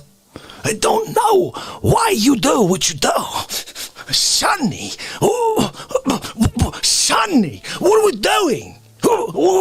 I can't. I don't know. Sonny, I gotta take a break. Where's my biscotte? I ordered a double-decker. Where's my double-decker biscotte? I ordered a double-decker biscotte. You can't get it? You're on the list, Sonny. I'll tell you, I'm gonna put you on notice for that friggin' table. That table, I'll take it away. Just as easily as I gave it, I could take it. Don't forget the Facce. You either pay respect. You got an elbow on the Facce. I'm sorry. It's what happens. Hold on. Last one. You're a timeshare real estate agent, right? You got the greatest, whale of your life. He wants to buy the entire island of timeshares. He's gonna buy them all. He's gonna give them out as Christmas gifts, right? All you gotta do is sign the whales. Just sign them. You got the paperwork. You wrote it all, right? You're on your way. You're 2 miles away. You just got notification. I'm gonna be there in 7 minutes. The phone rings. It's Facce. I'm in the Bronx. You can't turn around and drive to the airport. Hop onto some of the prop plane or whatever. You go. 72 days later, you get there. You're on the Tom Cruise, the Tom Hanks flight, right? You wind up on an island with a friggin' volleyball, right? You're there for 7 years. They're trying to figure out where you were. They can't find the black box. They don't know. You got a friggin' thing in the middle of the island that says, SOS, help me. I'm here with a friggin' volleyball, right? They find you. They pick you up, right? They got you on the vessel. They're like, we can't believe you're alive. You made it. We're so proud of you. Do you want something to eat? Do you want something to drink? Do you want to call your family? Bring me to the Bronx. I gotta pay respect. I was on my way to pay respect. I got stranded on this island over here. Feiced up. Bronx, I'm sorry. No, nothing to eat, nothing to drink. I'll call my wife after I pay respect. You can't do that? I'm sorry. You just make no freaking sense. I'm gonna send you back to the manufacturer. We don't want any of this. This actual character here was made defectively. You made a defective character. I'm calling them. I'm gonna tell them to take you back. Hold on a minute. Where's my freaking phone? Hold on. Yeah, God. It's Facce. Look. Yeah, that Facce. Yeah, look. Look, God, I appreciate you're a big fan. Look, I'm here. I'm here right now, right? You send me this friggin' guy? How dare you? Hold on now, man. I'm trying to talk to the guy, right? Everything I say, he does the freaking opposite. Hold on a second, God. Let me ask you one question. So you send me this guy, right? He does math like a stupid person, right? Let me ask you, God, because you know the answer, right? So you're on a fishing trip. This is a major trip. Your best friend in the world, he's getting married tomorrow. You're the best man, God, right? So you're there, throwing him the party of his life. He's got a marlin. You got a snapper.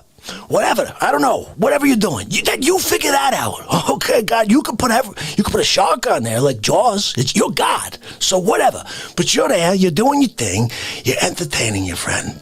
Marriage tomorrow, best man. You got the ring in your pocket, right? You get a phone call. It's Facce.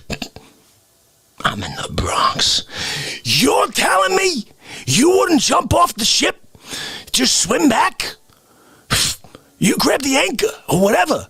You could find a way to float there, right, God? I mean, you're God. You could walk on water, but whatever. Hold on now, man. Pretend you're not.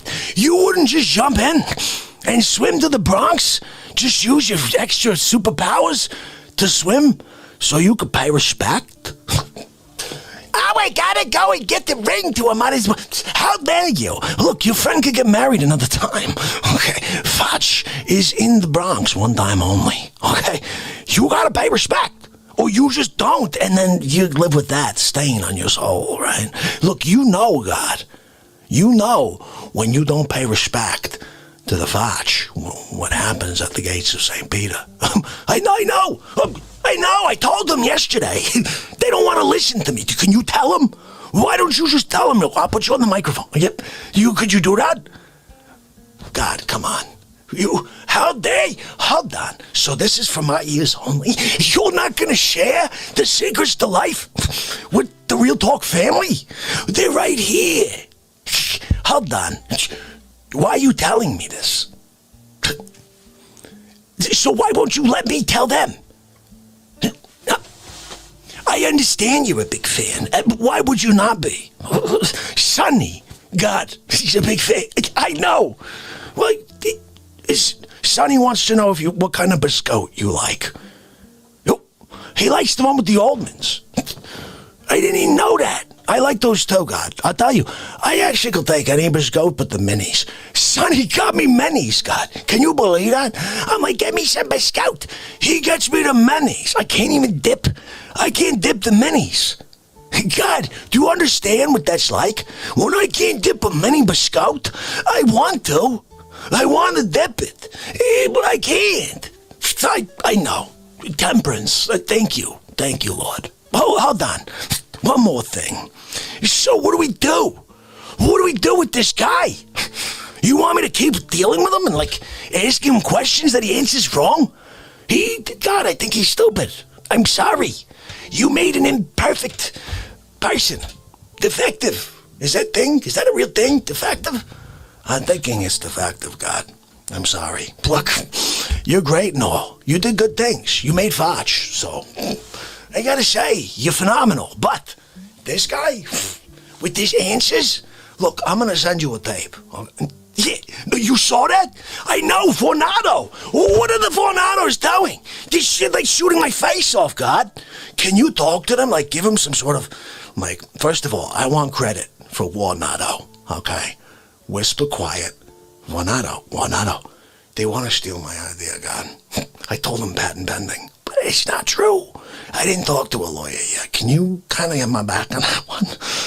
Oh, you're such an awesome God. I love you. Okay, look, the Real Talk family's looking at me like I'm kind of crazy. But you won't talk to them. No, I know. They're there. You won't even... Okay, whatever.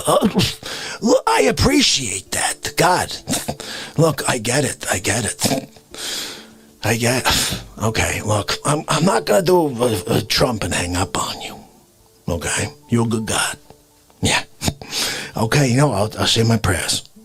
I will. Okay. Have a good night. Thank you, God. Love you. God, are you kidding me? He says to keep dealing with you. He said, look, you got to give him the benefit of the doubt. Then maybe they'll answer one question right. So I got one more. Let's just see. You're currently at the eye doctor, right? You got to have a scleral buckle put on your eye. You got to detach retina. It's bad. They say if you don't do it today, you're going to lose sight in that eye. You get a call. I'm in the Bronx. You can't hop off the friggin' table. You can't put an arm out taxi. And then when the taxi pulls up, he's like, I'm here. You're like, I'm sorry, I can't see out of that eye. Oh, there you are. And you coming to the Bronx to pay respect? Again, doesn't make any freaking sense. You need two eyes? You need to see out of both? What, do you have to have depth of field or something? How dare you? Hold on a minute. How dare you? Oh, guys. That's a start to the show right there. That was Porcelain brought that out. I don't know. He must have taken off probably, but there's another bit here. You got to take a how dare you moment. Let's do that. How's everybody feeling? How's everyone doing tonight? I want to quickly run through the list and say hi to Hadley. How are you? Welcome back to the Mod Squad. Hadley's going to be there sharing love with all the newbies who come in, so you guys know that you're not only welcome, but you're loved. And on top of that, if you have something you want to share, Bring it out. The people in the chat are here to make you feel great. This is a world that's filled with crap. Well, not here on the Real Talk Show. We're here to bring the light out, okay? Of all of us, we all have a light within us we need to find. Some of us, it's dimmer than others. But some of us, we got a heck of a lot to share, and that's what I'm here to do the rest of my life, okay? I've been here for 746 days in a row. That is not stopping.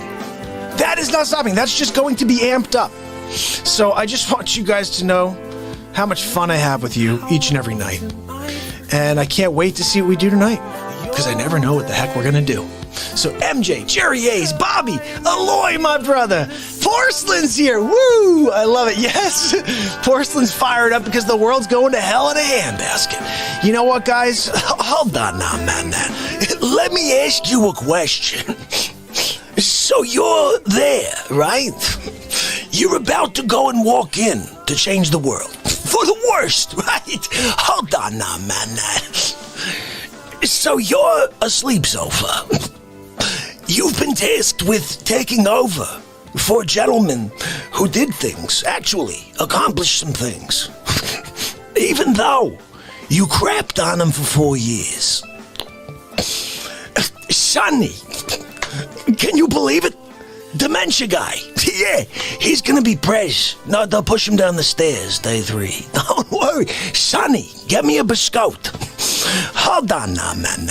I got an espresso. I got a biscotte. I'm dipping the biscotte. I'm dipping the biscotte. I got taxes on the biscotte now. From the sleep sofa. He wants to tax my espresso. Hold on now, man. You gonna tax my espresso? I've been drinking this since 62. You're gonna all of a sudden tax the espresso? You gonna tax my biscotte? I'm calling Stella Doro. We're calling to see if we can do some sort of sponsorship for the Real Talk Show. Look, Facce. We need a whoa-ho. Ho! Give it to me. Sonny. You see, Sonny likes the whoa-ho as well. How dare you? Hold on. Let me ask you a question. So you're like no arms, no legs, right? You're in the Sudan. You can't shimmy your body to the Nile or something, and all of a sudden you take a raft. No arms, no legs, right? You tell the ferryman, bring me to the Bronx, okay? The Facce, he's there at his table. Do me a favor, when we get there, I got $63 in my back pocket. Go buy a wheelbarrow, right? You toss me in, said wheelbarrow. Push me down the Bronx. I'm gonna pay respect. I gotta pay respect. Hold on now, man. You can't pay respect. I'm sitting at my table. I'm there. Hold on. You're driving to Tulsa, right? You gotta go. Gotta get the college exams tomorrow. You can't take a detour to Bronx and pay respect? Hold on now, man. You run the International Space Station, right? You got some doohickeys to take care of. You're out. You're tethered out outside of the space station. You're working on a mirrored lens. They're capturing shots of the sun, right? You get a call. I'm in the Bronx. It's Facce. You can't just detach from the tether and hope you wind up kind of veering down to the Earth's atmosphere, come through the crust. Down! You pull some sort of parachute you didn't have. You made it with space materials as you're coasting back towards Earth. You can't do that. You can't come back and pay respect, International Space Station. Hold on now, man. I'm trying to figure you out. You don't make any freaking sense. Wow. That is an episode right there. That is called How Dare You Call God? Or How Dare You Guy Calls God, I believe. I have to play this music in the background because now every time I put out a bit for you guys, it has the music in the background. The music really makes the scenes. For example, just to give you an idea of how that happens. The other day I dropped How Dare You, Mike Tyson. And it was pretty funny. I don't think we should watch the whole thing, although I may fast forward just to the Mike Tyson part. Let me see. Check this out. How are you, my friend? Renee, it's good to see you. All right, check this out. This right here is How Dare You, Mike Tyson. Here's a word, and you're not gonna like this word. Failure.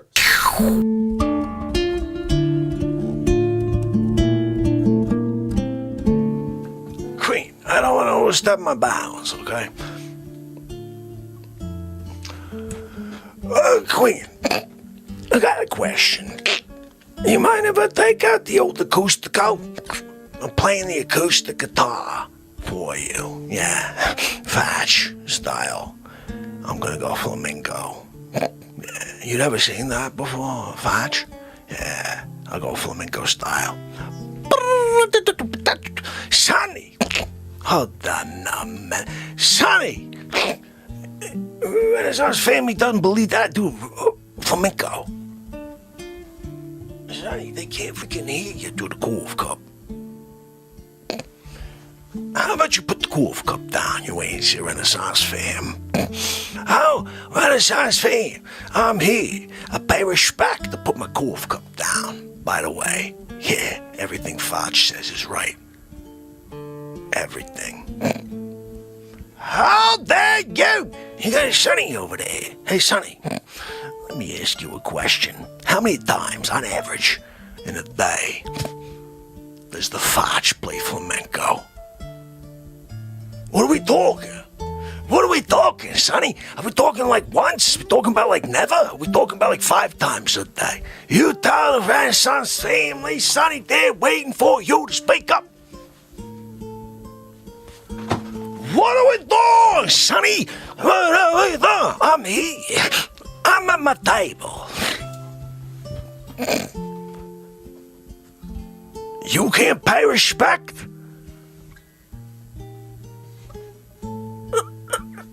What are we doing, Sonny? Queen is here. Yeah, no, not Freddie Mercury. Like the real Queen. Like, is here. You can't pay respect with the fourth cup put down. Oh, how you doing, Queen? Good to see you. And then you drink your coffee again. Oh, thank you, Gino Express. Hey, thank you. Is this a special? Do we got a commemorative edition? Espresso today? What are we dealing with, Sonny? Don't tell me it's Folgers. I don't want no Folgers crystals. I want a special blend from the cellar. You can't go down cellar, get Facce. Special blend, express. I'm here. I'm at my table. You can't bring me special edition express with the double-decker biscuit. How dare you, Gina? No, Gino, I was joking. I wanted biscuit. Gino, I was joking. Gino, take a freaking chill pill. What's wrong? Gino gets so offended. He doesn't like it when I do commentary behind his back when he gets me a Stella D'Oro. See, here's the thing. Last time, Gino brought me a bread and basket from freaking Stop and Shop. Oh, here you go, Facce. Here's a biscuit. I'm like, there's something wrong with this biscuit. You drop it, it's cracking like the dish. That ain't right. I got a Stella D'Oro. It's like flaky and like airy. I could drop it. It's like a pillow. It goes like this, like a feather. Yeah, right down. It laying soft. Right on to my table. You use a bread and basket, you drop it, you break the table. It's like Sonny's fists. Sonny can't put fists on table, breaks the table. I'm sorry. Gino, how many tables? How many tables Sonny up to? 16. Sonny's up to 16 broken tables.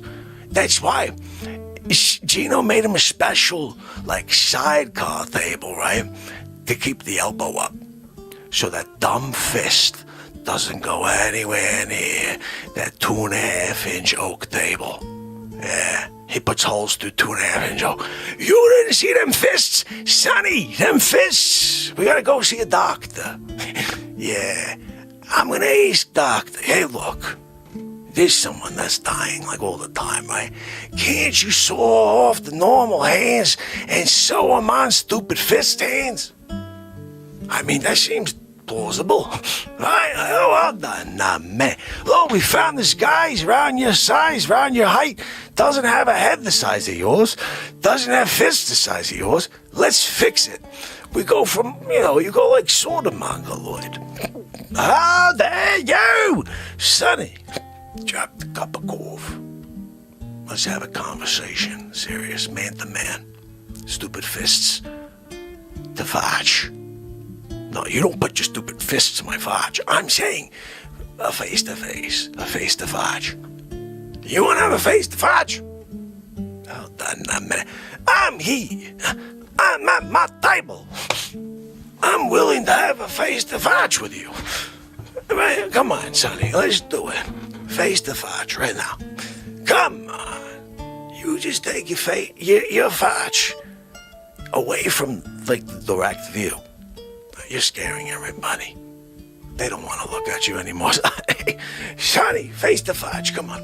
Let's do it. Let's have a conversation. Eye to eye. Let me get the one. You got a bowling ball eye going on over there. What are you doing? You're scaring me, Sonny, when I look at you. Go off. What are you doing? You're like a gorilla in the mist. Just waiting for you to pounce on Gino or somebody. I don't even know. This is why I keep him around. What if Mike Tyson will come down to pay respect, right? Oh, yeah.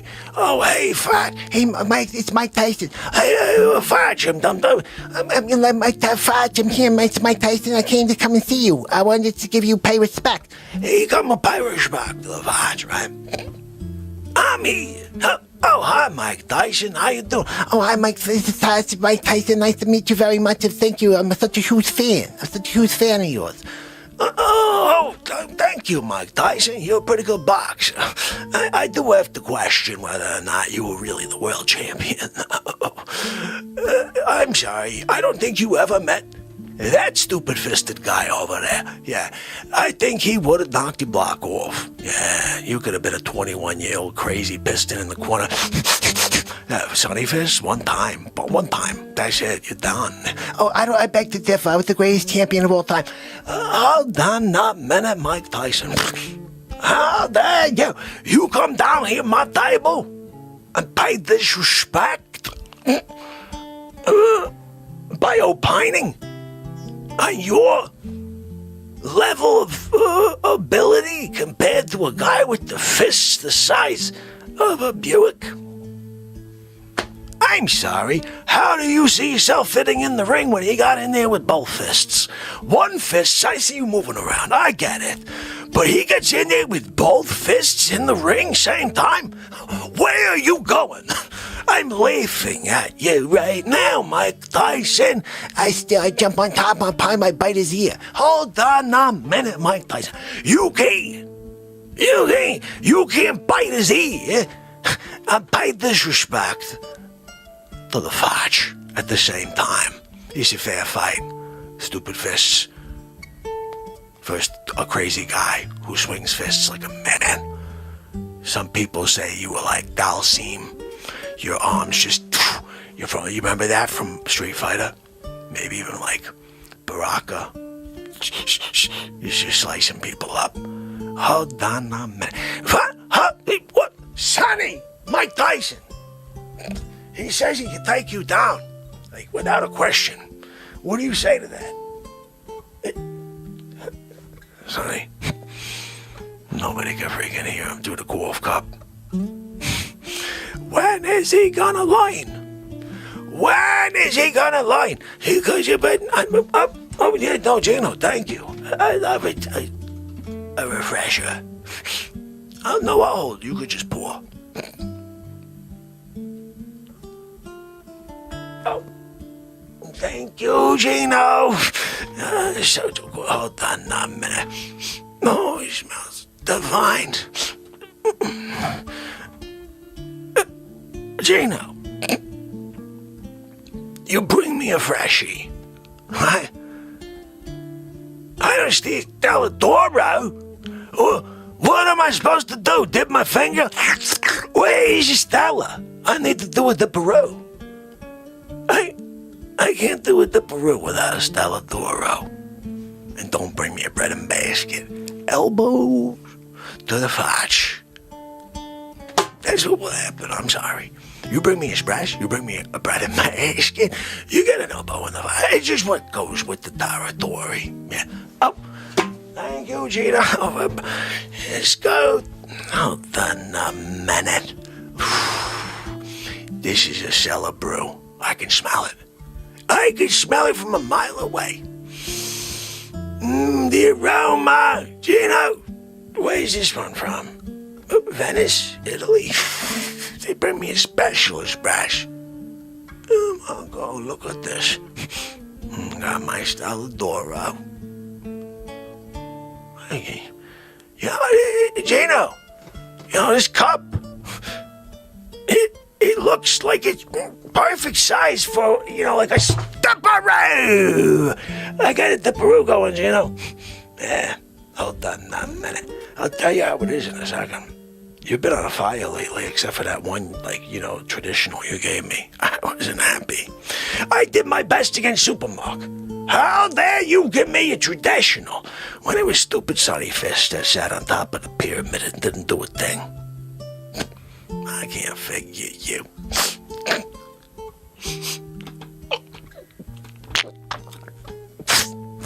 Gino, this is ridiculously awesome.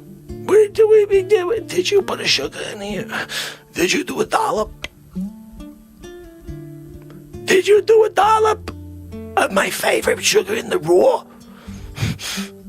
You're a good guy. I could tell. 'Cause sometimes, Sonny and I don't get really what we want. Gino forgets it. Hold on, I'm gonna put this down for a second.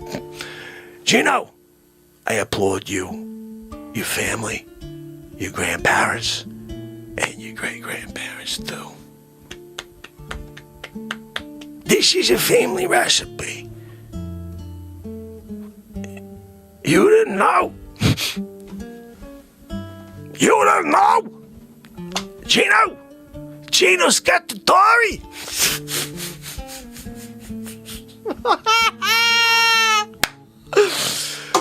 You didn't know Gino Scacciatori? Hold on a minute. The Scacciatori family, hold on. When I was a kid, if you walked down the street and you pretended you were a Scacciatori, they give you an extra slap in the Facce. Yeah. Because they thought you said statutory. No, Scacciatori. They didn't get it. They didn't got it.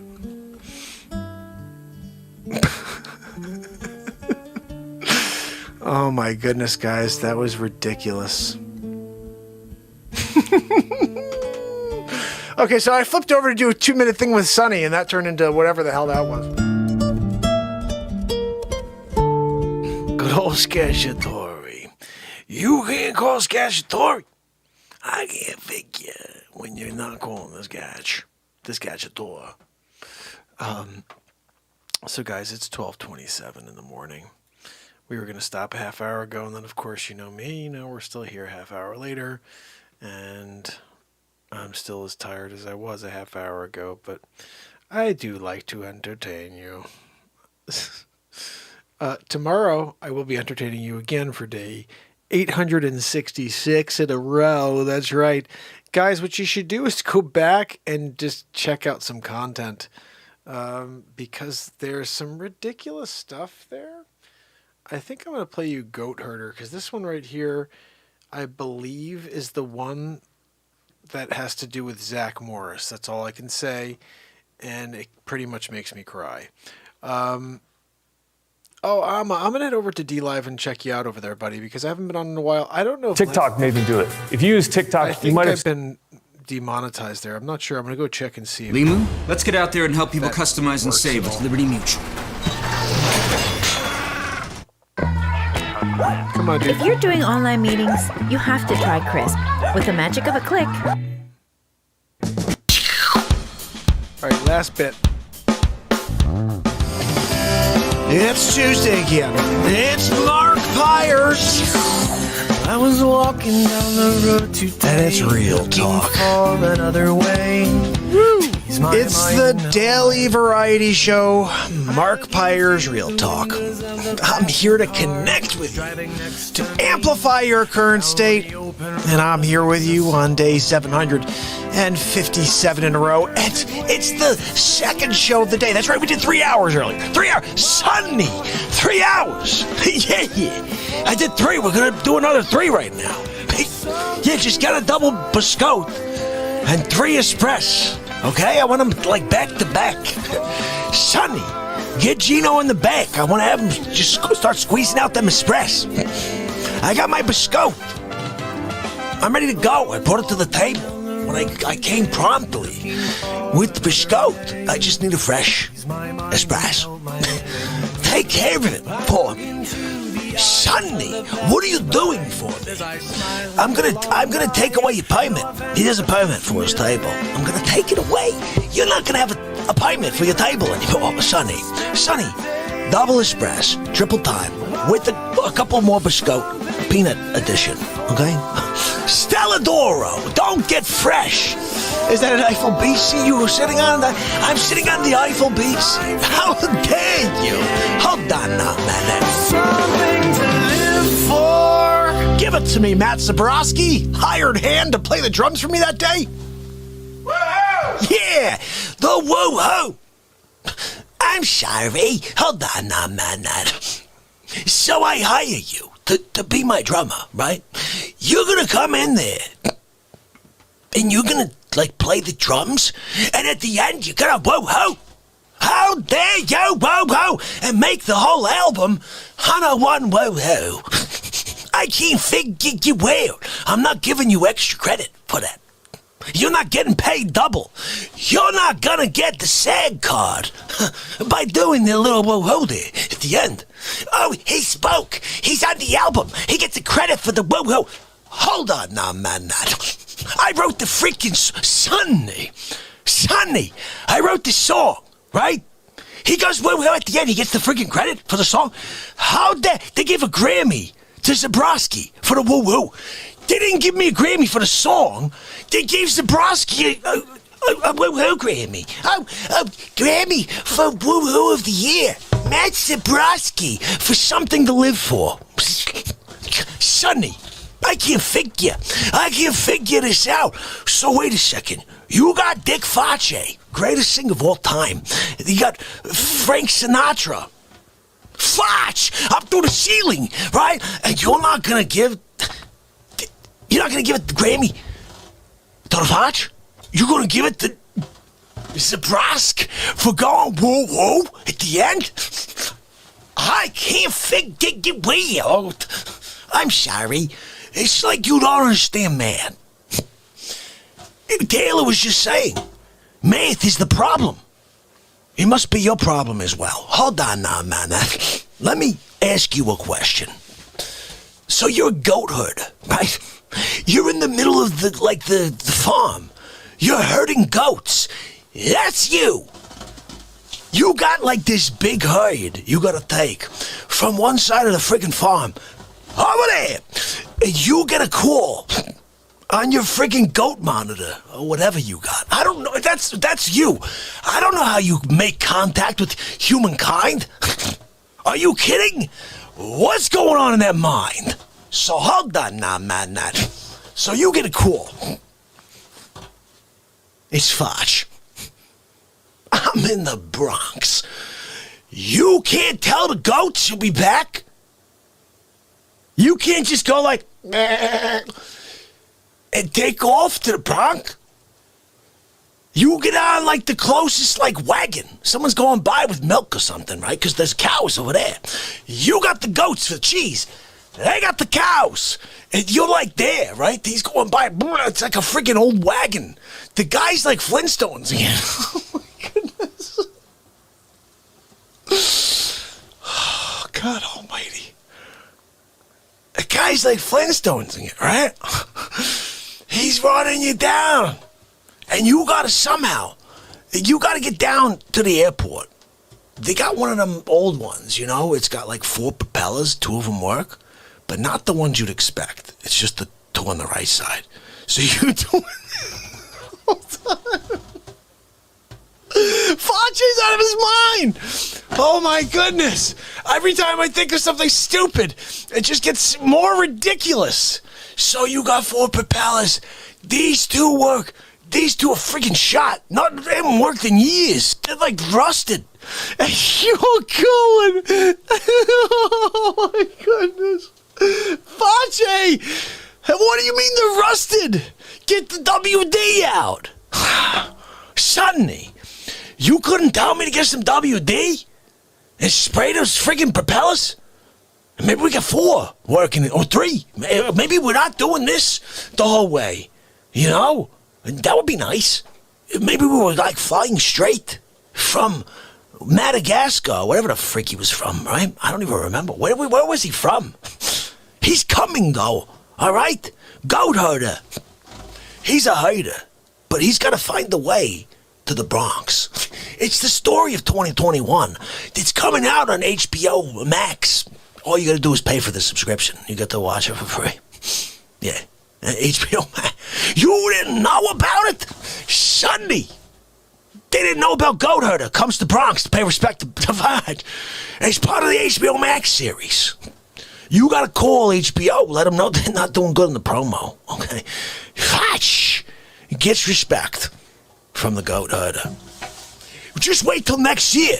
Jupiter Alien comes to pay respect. That one's fantastic. Oh, did you hear about the one that's coming out 2023? Future Man comes back, pay respect. Hold on, not man. You didn't know about anyone? This is like human beings, right? Just let me paint the picture. The year's 2734, right? We're way in the future. We got flying cars, right? Not like drones, like freaking cars, hoverboards. We got them. They actually came out, right? And everybody's doing the 2734 thing, right? They go back in time for one reason. It's like a freaking Bill and Ted's Excellent Adventure thing. They gotta pay respect. They come back one by one. Come walking around the freaking corner. I got an espresso. I got it at Biscotte. Dip in that Biscotte. I got a little arm movement thing going in there. I'm getting a workout into that Biscotte. Oh, dip it. I see this green thing coming around the corner. What the frick? He's an alien. Jupiter. He's coming over to pay respect. Son, I got another one of them. They come to pay respect. Hold on, Sonny. What can I do for you? And then he's friggin' gone. How dare you? You come here while I drink espresso, Biscotte, dipping, and you gonna come try to pay respect from a different freaking world? You speak some language? I don't even know. Was that respect? Were you being an insult? Were you insulting the Facce? I can't figure it. All I know is they keep coming around the freaking corner. I see like this flash, and then all of a sudden, they don't even walk. It's like a freaking, they hover. They're hovering over. Like, what are they doing? We're green in the future, just so you know. This is what happens. Guys, I'm out of my mind. That's true. That wasn't the one I wanted you guys to watch either. How about that? That seems to happen where I try to play you guys a specific clip, and then I don't remember when the heck I did whatever I did. So I'm like, this is the one, but it's not even close to the one, fam. Oh my goodness. They keep slaughtering my subs. Okay, just want to give you a perspective. I think we got up to 3991, okay? and then all of a sudden drop. Then a few people come back. And the interesting thing is, let me go over here and see something. We're live right now.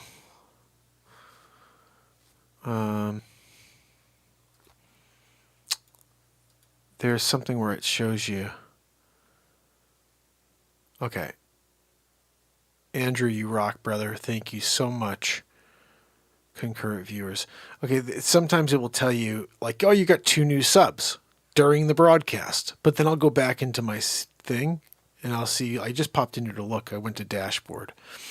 So before we started the broadcast, we were at 3965. So we dropped keep dropping. YouTube keeps taking people away. Because I don't know anybody who goes into their sub list and starts pulling away people they sub to. So anyway, now we're at from 3965 when I pushed live at 9 p.m., 9:30 p.m., so 3 hours ago. 4 people decided to leave the show. Is it that how bad the show was tonight, guys? It's just weird that they keep doing that, you know? But I think here's the difference. If the word spreads, my brother Andrew, thank you so much, buddy. If the word spreads and enough new people come in, and here's the crazy thing. I think I've mentioned this before, but anytime you watch a piece of the show, whether it's a piece of music, whether it's a comedy, whatever it is, leave a comment and a like and share. Those 3 things help the show a lot. And you could share it to yourself even. Like, even if you don't have anybody to share it to, just share it to yourself, to your email address, because each time it's shared, it gives a credit to the algorithm. And so Wages was telling me the more people that interact with the content, the better the chances that the algorithm will start pushing it out to new people. So if we all start interacting more and leaving notes, and I'm going to try to respond to you guys with a question. So for example, if Texas Lady was to leave a message and says, oh, show was great tonight, Mark, I may respond back and say, oh, thank you so much, Texas Lady. What was your favorite part? And then hopefully Texas Lady will say, oh, I loved when you popped on the Dick Facce clip when he called God. And I'd go back and say back. So now we have a bunch of back and forth. They say, oh, that's one of my favorite parts too. I love the Peter Parker part. Did you see that one? Oh, yeah, I did. That was funny too, Mark, too. Now we got like 9 back and forths. That's credit to the algo. So I'll try to see if I can get into conversations with you guys that way. You are losing subs to the algorithms. Yeah, I don't know. It's weird. They don't, like you would think even when we're live having these great shows, these fun shows, that they would put it out to like people looking, because I put this under the comedy flag. Like it's not a lot, not very detailed when you look in the back end. And I could put under entertainment, I could put under music, I could put under comedy, I could put under people and blogs.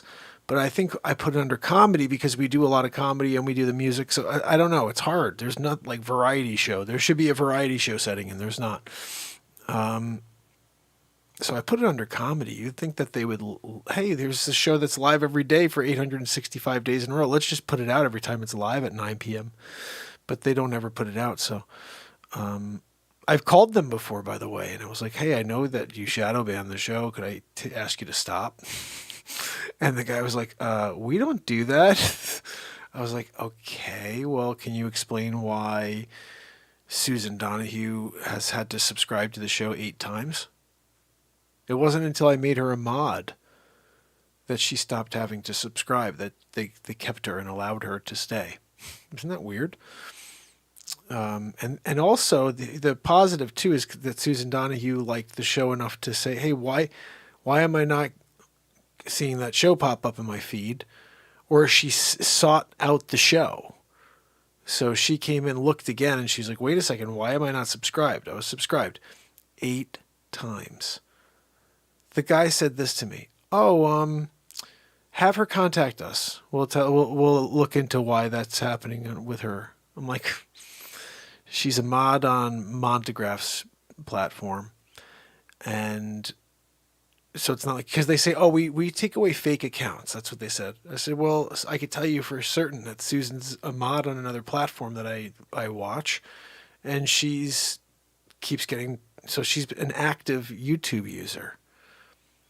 So it's weird. But I think they do this, like I said, to really get in your head and say like, geez, dude, don't you realize how bad you are? Because they keep leaving now. You know what I mean? But I think it's just a critical mass thing. I know that's what Adam said that too, Marfugel, when he came in. He's like, look, you have to get to a certain point, and then the algorithm will start pushing out to new people. So we'll see if that happens, but if it doesn't, it's just us guys, and I'm fine with that. We'll have a lot of fun. But it is very weird when we put out like a Supermark bit or this. I'm going to play you guys something here that I think is so funny. Let's see. This right here is funny stuff. Let's see how many views we had. I have to take this off and just go back to the originals.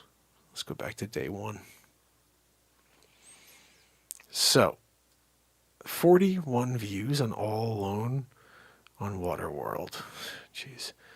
Danger in Peru, 59 views. Okay, the first Waterworld, which was just the 4-minute clip that talked about, not taking the jabberoo, that has 143 views. For my content, that's a fair amount of views. That's actually pretty good. And that sucks. But that's what I usually could say. Wow, I got over 100 views. But I'll put out a piece. Let's just give you an idea. We'll just run down real quick. That's because no notifications are sent. I have a new philosophy, though. I'm not just going to upload and just post anymore. Today, what we did for the Supermark movie, it sounded like a lot of people got notifications. So what I'm going to do is I'm going to create a piece of content, and then I'm going to do a premiere that's scheduled every time now. So when you go into your feed, you'll see that in 2-3 hours, there's a premiere. And it may just be a 2-minute clip, but it'll be set so you guys know it's there and you can set the alarm. Because when I went to the feed, it said, would you like to be notified? And I clicked it. The bell it lit up. And then I got a notification on my phone when I went live, or right before I went live. So I think it's working that way. Listed under CV, get your shots. CNN will probably have you live. That's so funny. It's so funny. I should do that. I thought about that a while back, and we tried to do the Joe Biden show I made. The intention was to go after the Trumper to level out the playing field and have like counteracting shows, Trumper and the first episode just went haywire. Curb Your Enthusiasm was the background music then for now on for Sleepy Poo, and it was all just look. My Aunt Judy told I'm falling asleep again on camera. Wow, look, my Aunt Judy told me to move that teleprompter. It's like that's the whole thing. And then at the end, I was like, just make sure you vote for Joe Trump. And that was my bit. And it was like, okay, now I can't obviously go after the Trumper because I have no heart in that. Like there's no good it was not a good thing for the country, no matter how you look at it. Like we need some sort of connection, and it's not there. And I don't know. I don't think it's there because politics sucks. And even when I think somebody who's honest and truthful that wants to try to make things better tries to get in there, they rip him down. Like they rip you down. It's bad news. So what I'll say is this. Fall of 1993, I heard... That's not what I was trying to say. Where's the bit? We're calling these the new billion-dollar solar panels. This is the bit. And to meet me where the sun sets.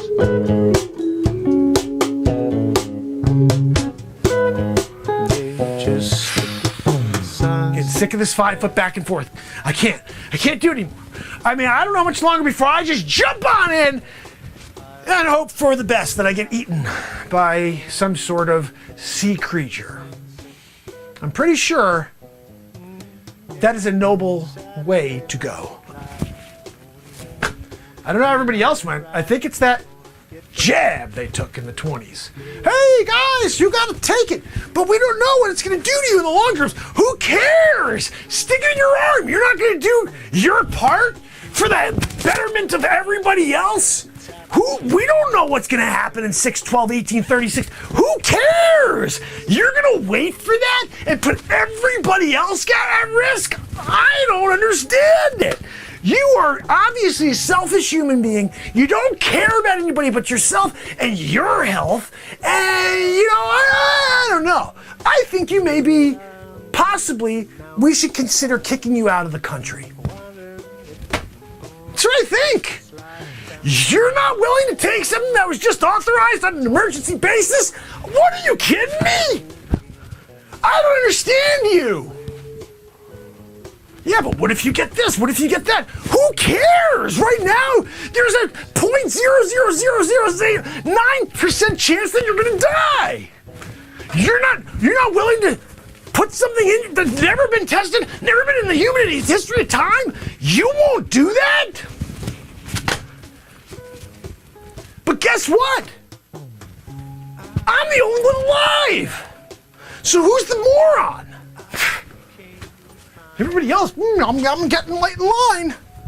When people were dropping like flies, and I'm here, I've seen all these great commercials. Hey, what are you, a loser for not taking it? You obviously are the biggest loser in the history of time. You're a killer, because you won't get that thing that I told you is good. Why are you telling me it's good when people are dying? Well, it's coincidental. They're gonna die anyway. Had nothing to do with that thing. Really? Why am I on Waterworld all alone then? That makes no sense, I'm telling you. Whew. Look, you want to know the truth? I'm trying to tell you the truth. I'm looking backwards. I got no friends. I got nobody here. I'm all by myself, Waterworld. But I didn't take that freaking thing, so it must have been that. I don't know. How else can you explain that I'm here, nobody else is here, and everybody else took that stupid thing? They're like, yeah, I'll get right in line. What are you thinking?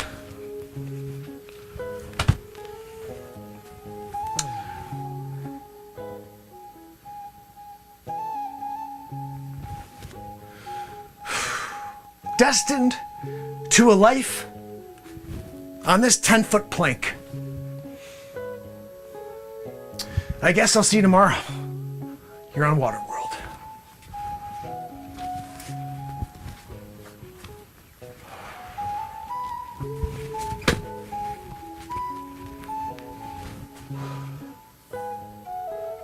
Yeah, no, I'm still freaking here.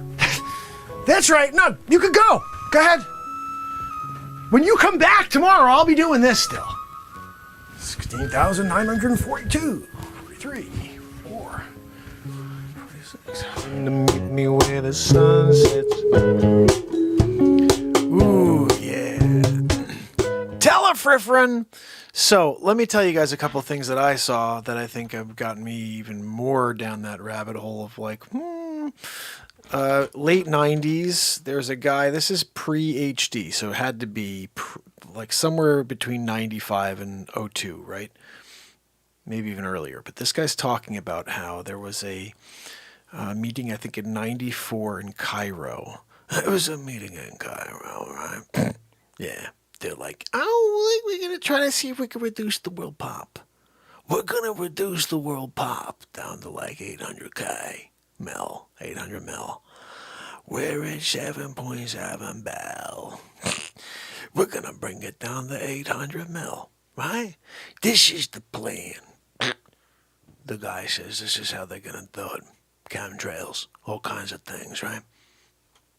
The big one, he says they'll be introducing a virus. Yeah. Then he says these words. Now, you know, if in the year 2017 or 2018, a pandemic takes place, you'll know that they're going for the goal. They're trying to make it happen. Yeah. This says if we can get everybody to do the old jabberoo. Yippee-yippee-yoo. Waterworld. Yeah.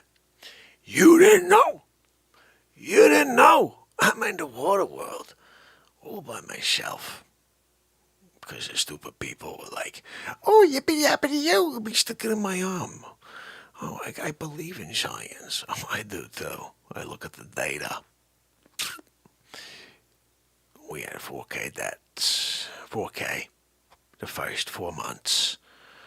of this Vicsic engine. I have to make up words, but you know what I'm saying. 4 months from the year 1995 to 2015, I believe. This is the figure, 20 years, right? There been more deaths in the first 4 months here with this thing than the 20 years altogether of the vaccines. The vaccines. I can't think of a word, but the bottom line, in the United States, we got this, like, protocol, right? They're like, oh, protocol it. Okay, hold on a minute. You can't.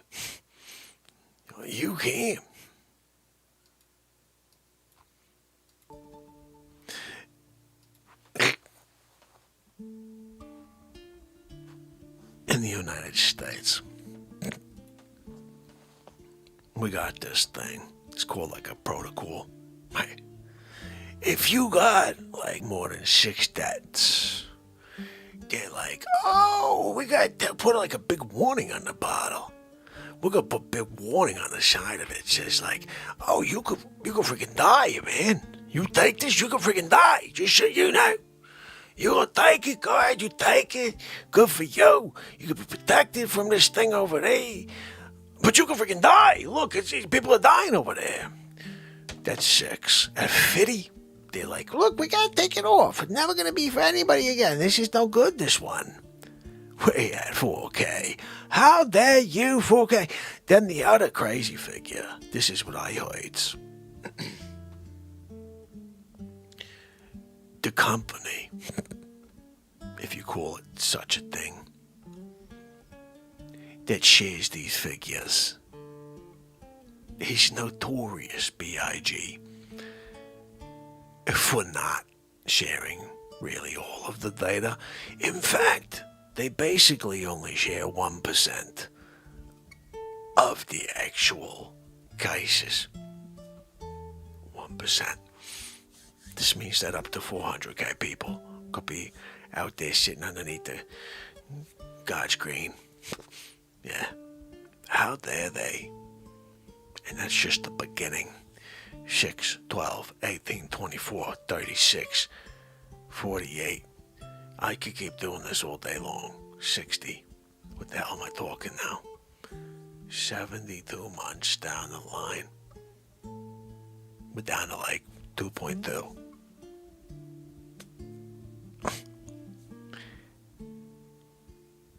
Six years, 4 days, 12 minutes, 43 seconds. I'm all alone on Waterworld.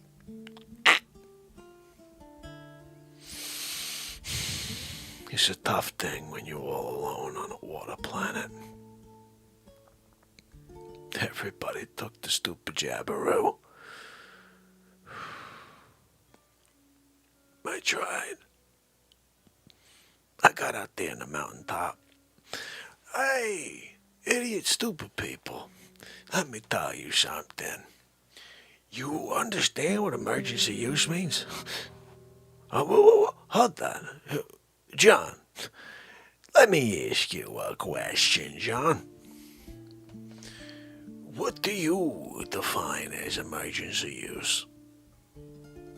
Yeah, correct. Do you use it in an emergency? What do you define as an emergency, John? Oh, okay. So you consider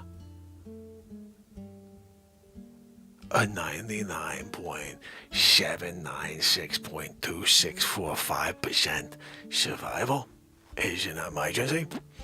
You sit there touting your 95% efficacy. Oh, I got a 95% efficacy. How dare you? I got a 99.9. Yeah. What is your 95 on my 99.9? I can't figure. Oh, I got a 95. I got a 99.795. That means I'm better than you already without doing a friggin' thing. How dare you? I can't figure. You gonna put Spike in me? Okay, Kippy. I'm gonna put Spike in you. So when the Spike comes along, it's like, oh, hey, buddy, how you doing? Come and hang out. How dare you? I can't figure. Can I ask you a question? This is a rhetorical. The Facce, not related at all. He's stupid. He says dumb things, lies to the American people. Facce has never lied to the American people once. I'm a truth speaker, seeker, and I'm a heat seeker. I'll throw elbows at everybody's Facce. So Dr. Facce, again, no relation at all. He's like, oh, we got to get everybody to get the shot-a-roo. So what they're doing, they're going to make sure that nobody's out there on the streets and that we stop the spread. And if we do it, we can stop the curve. Remember this thing with the curve? Hold on a minute. You tell me about the curve. I curved a curveball at your Facce. The Facce. Man, if we get everybody to do the thing, we get in line, right? And they're like, oh, okay, you put one in my arm now. Yeah, just throw it right over here. Emergency use? Oh, yeah, throw it right over here. I'm good with that. I trust the science on emergency uses. That's good over there. Put it right here. Yeah. No, I'm not in for that. I'm sorry. Facce is not in for Bell's palsy. Not from a thing like that. Thank you. Hold on a minute. So you're trying to force this on people. When do they get the bells now? Or they get it in 16 to 18 months? Well, how dare you force a debt on people? So you got a populazione that's been completely lied to, right? They're sitting here. They're like, oh, yeah, but you. It's a 2% survivors. How dare you? It's 2%? That's what it felt like. Everyone's going. Yeah. That first year, I'm like, yo, anybody who gets it, done. Done. Done! Right? Then you start seeing the data. Oh, yeah, it's like 99 point blah blah. Okay, that's good. That's a good start. Then you see that dude down in Florida taking a motorcycle spin on the highway. He gets smashed by a truck. It's sad. God bless his soul. Apparently he had the seavid. I don't think he died from that. Interesting that they placed him on the CV death list. Oh, he died from it. Hold on a minute. Dude got hit by a truck. You telling me that he died before the truck hit him? Oh, maybe he got hit by the truck because he died. He was already dead by the civet. You didn't know it acted like that on him? He just happened to be like dead. Holy cow, Andrew. You're amazing, my friend. You gotta figure, you gotta figure you get sidetracked by an Andrew Golden being golden like that. So let me ask you a question, Sonny. How dare you? How dare you? You'll pay respect, I hope.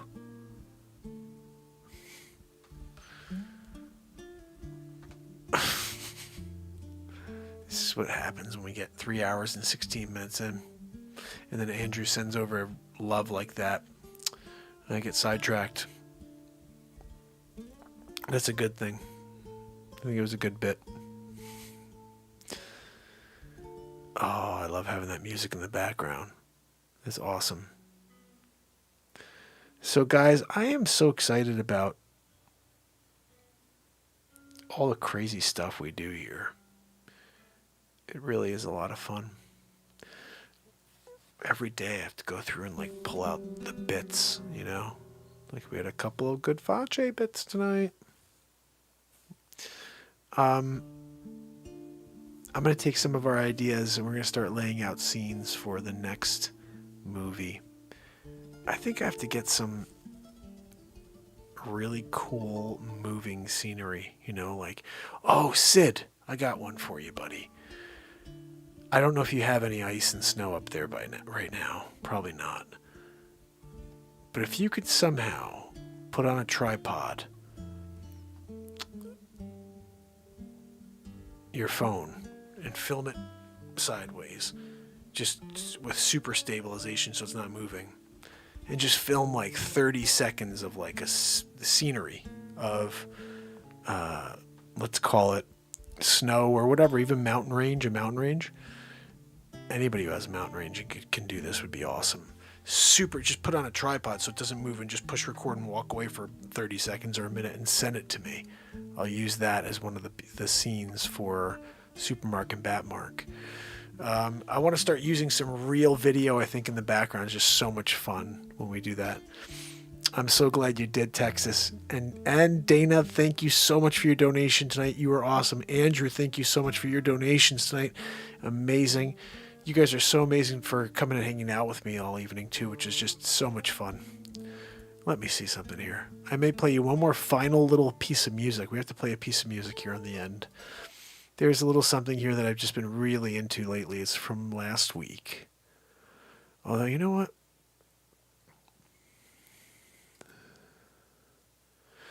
I'm going to play this for you instead. This is just from the other day. Not many views on it, so if you can give us a like and a share and a comment. What happened there?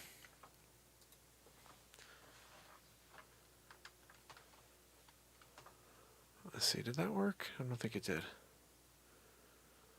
This is a cool tune. This is called Danger in Peru at Sunset.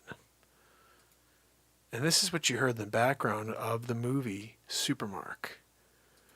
So if you haven't seen the movie yet, you need to check it out. All right, here we go. Let me play this for you. PR lotion. This absolutely. Here we go. What turns you on? What turns me on? What turns me on? Oh, God.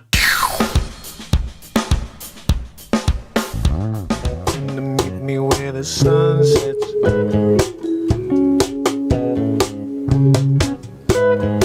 Yeah, just stick with me, the sunset. Yeah.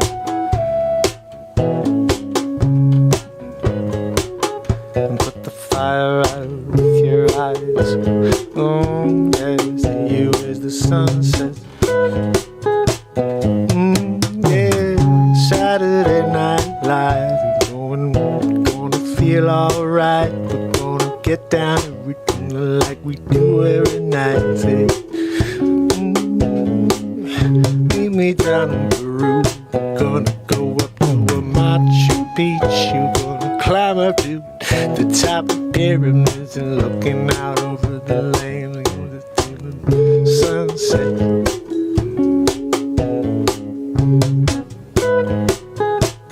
See you as the sunset.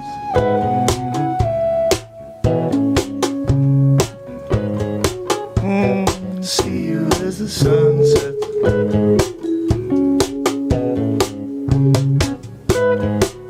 You said you meet me as the sun sets.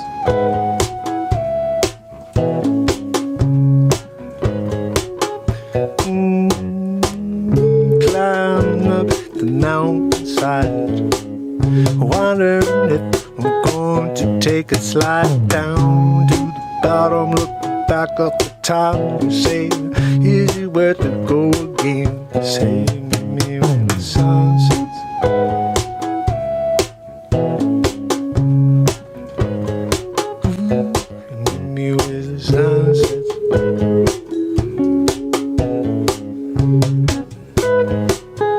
I'll see you as the sun sets.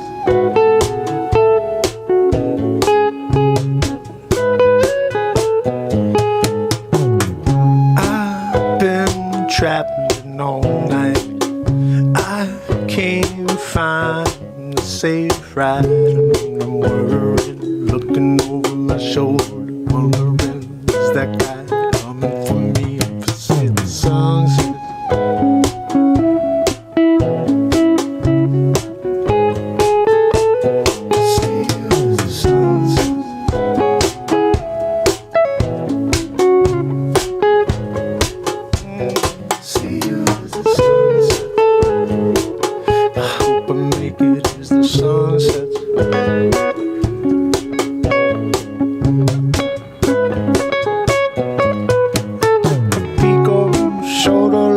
Now I see he's coming over, don't know what to do. I'm gonna run as fast as you could do. Going up and going through the night. Gonna find my way, gonna be alright. Bring you to the top of the sunset.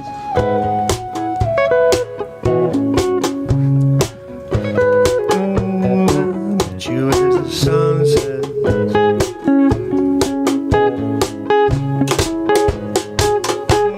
I see you when the sun sets, yeah. See you when the sun sets, yeah. Yeah. I see you when the sun sets.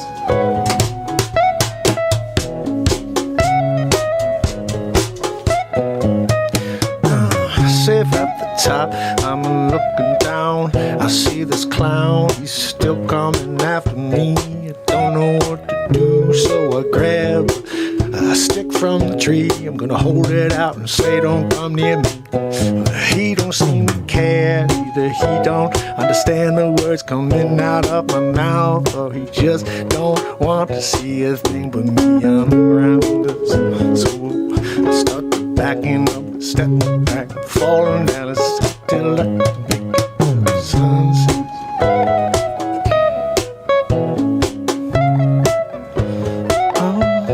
Make it to the sun.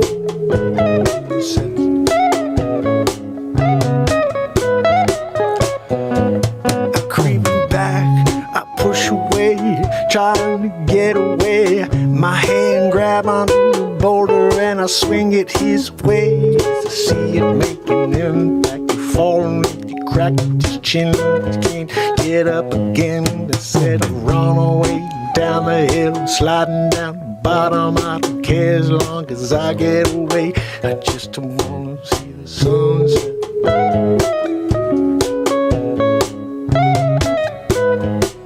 It's coming, the sunset.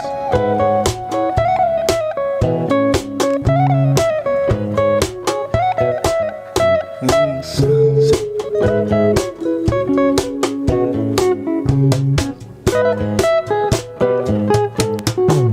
Just me and you down in Peru, Machu Picchu, standing up over the clouds, looking over the sunset. Wanna see the moon open, come with me to see the sunset.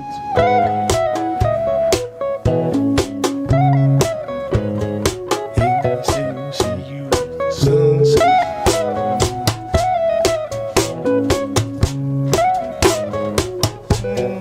See you as the sunset.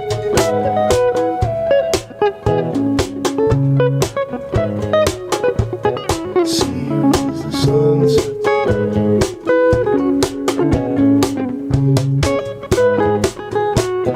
See you as the sunset.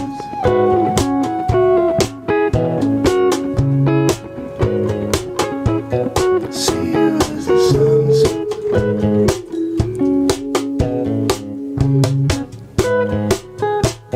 See you as the sunset.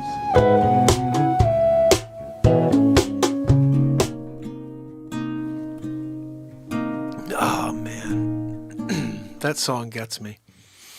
That song gets me. I was just jamming out along with it. That was a kind of a cool thing. I was like,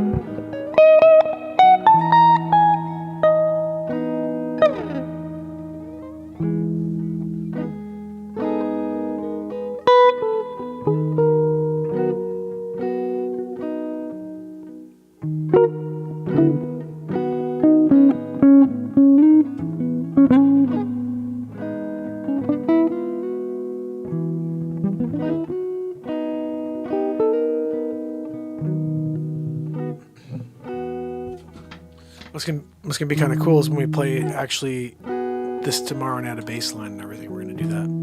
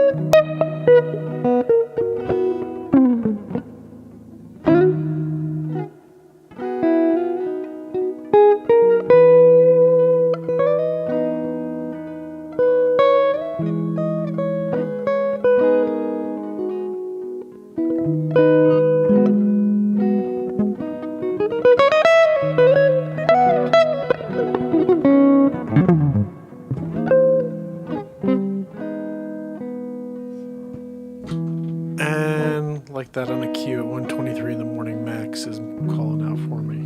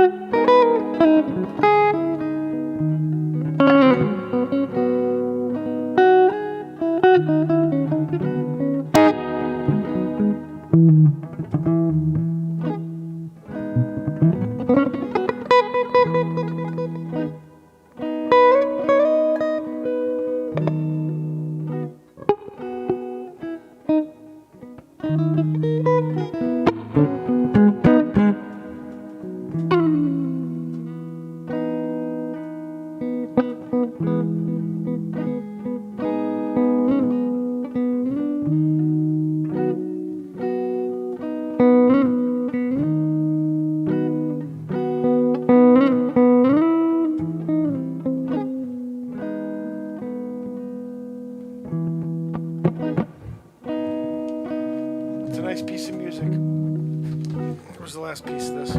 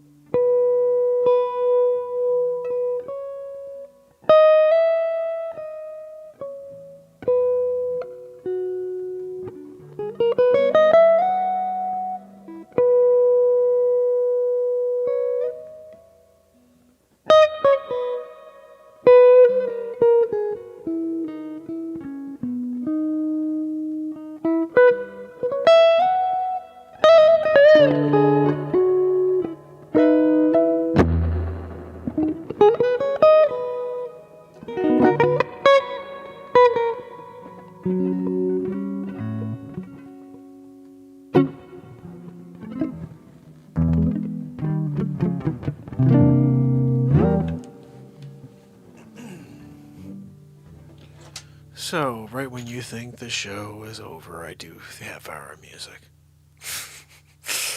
Alfred, how are you, my friend? Good to see you guys. Thank you all for hanging out. And remember, tomorrow, SNL, we do it all over again. Remember that I just dropped my first feature film of all time. And I'm going to leave you the link right now in case you guys have still starved for some more positivity and laughter. Because I'll tell you what, this premiere, there, is so awesome. I had so much fun making it, and we're making another one tomorrow. 3 hours, 45 minutes in. Guys, tomorrow we will do it all over again. Let me quickly just make sure I say goodnight to each and every one of you, so hold on.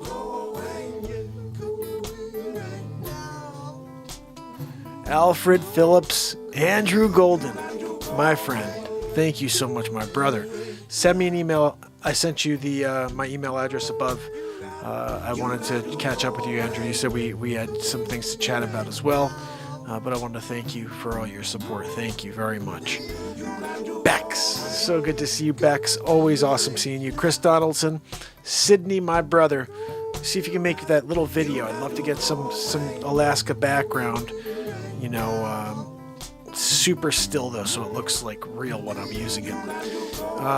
Jacqueline Grace, you are awesome. Thank you so much for all your support. Anybody else who I'm missing right now, if you're lurking, say goodnight now or forever hold your peace. And remember, tomorrow we do it all over again. Dana, you rock. Thank you so much for your donation tonight. You are amazing. I'm a machine. It's awesome seeing you. Hopefully we'll see you tomorrow night for our Saturday Night Live when we go live at 9 p.m. Eastern Standard. And make sure you get that Supermark movie in. Here it is. Batmark versus Supermark, the first feature film from Renaissance Man. First of many.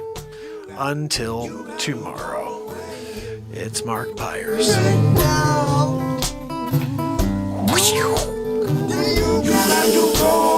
And it's Renaissance Man. I love you guys. I'll see you tomorrow.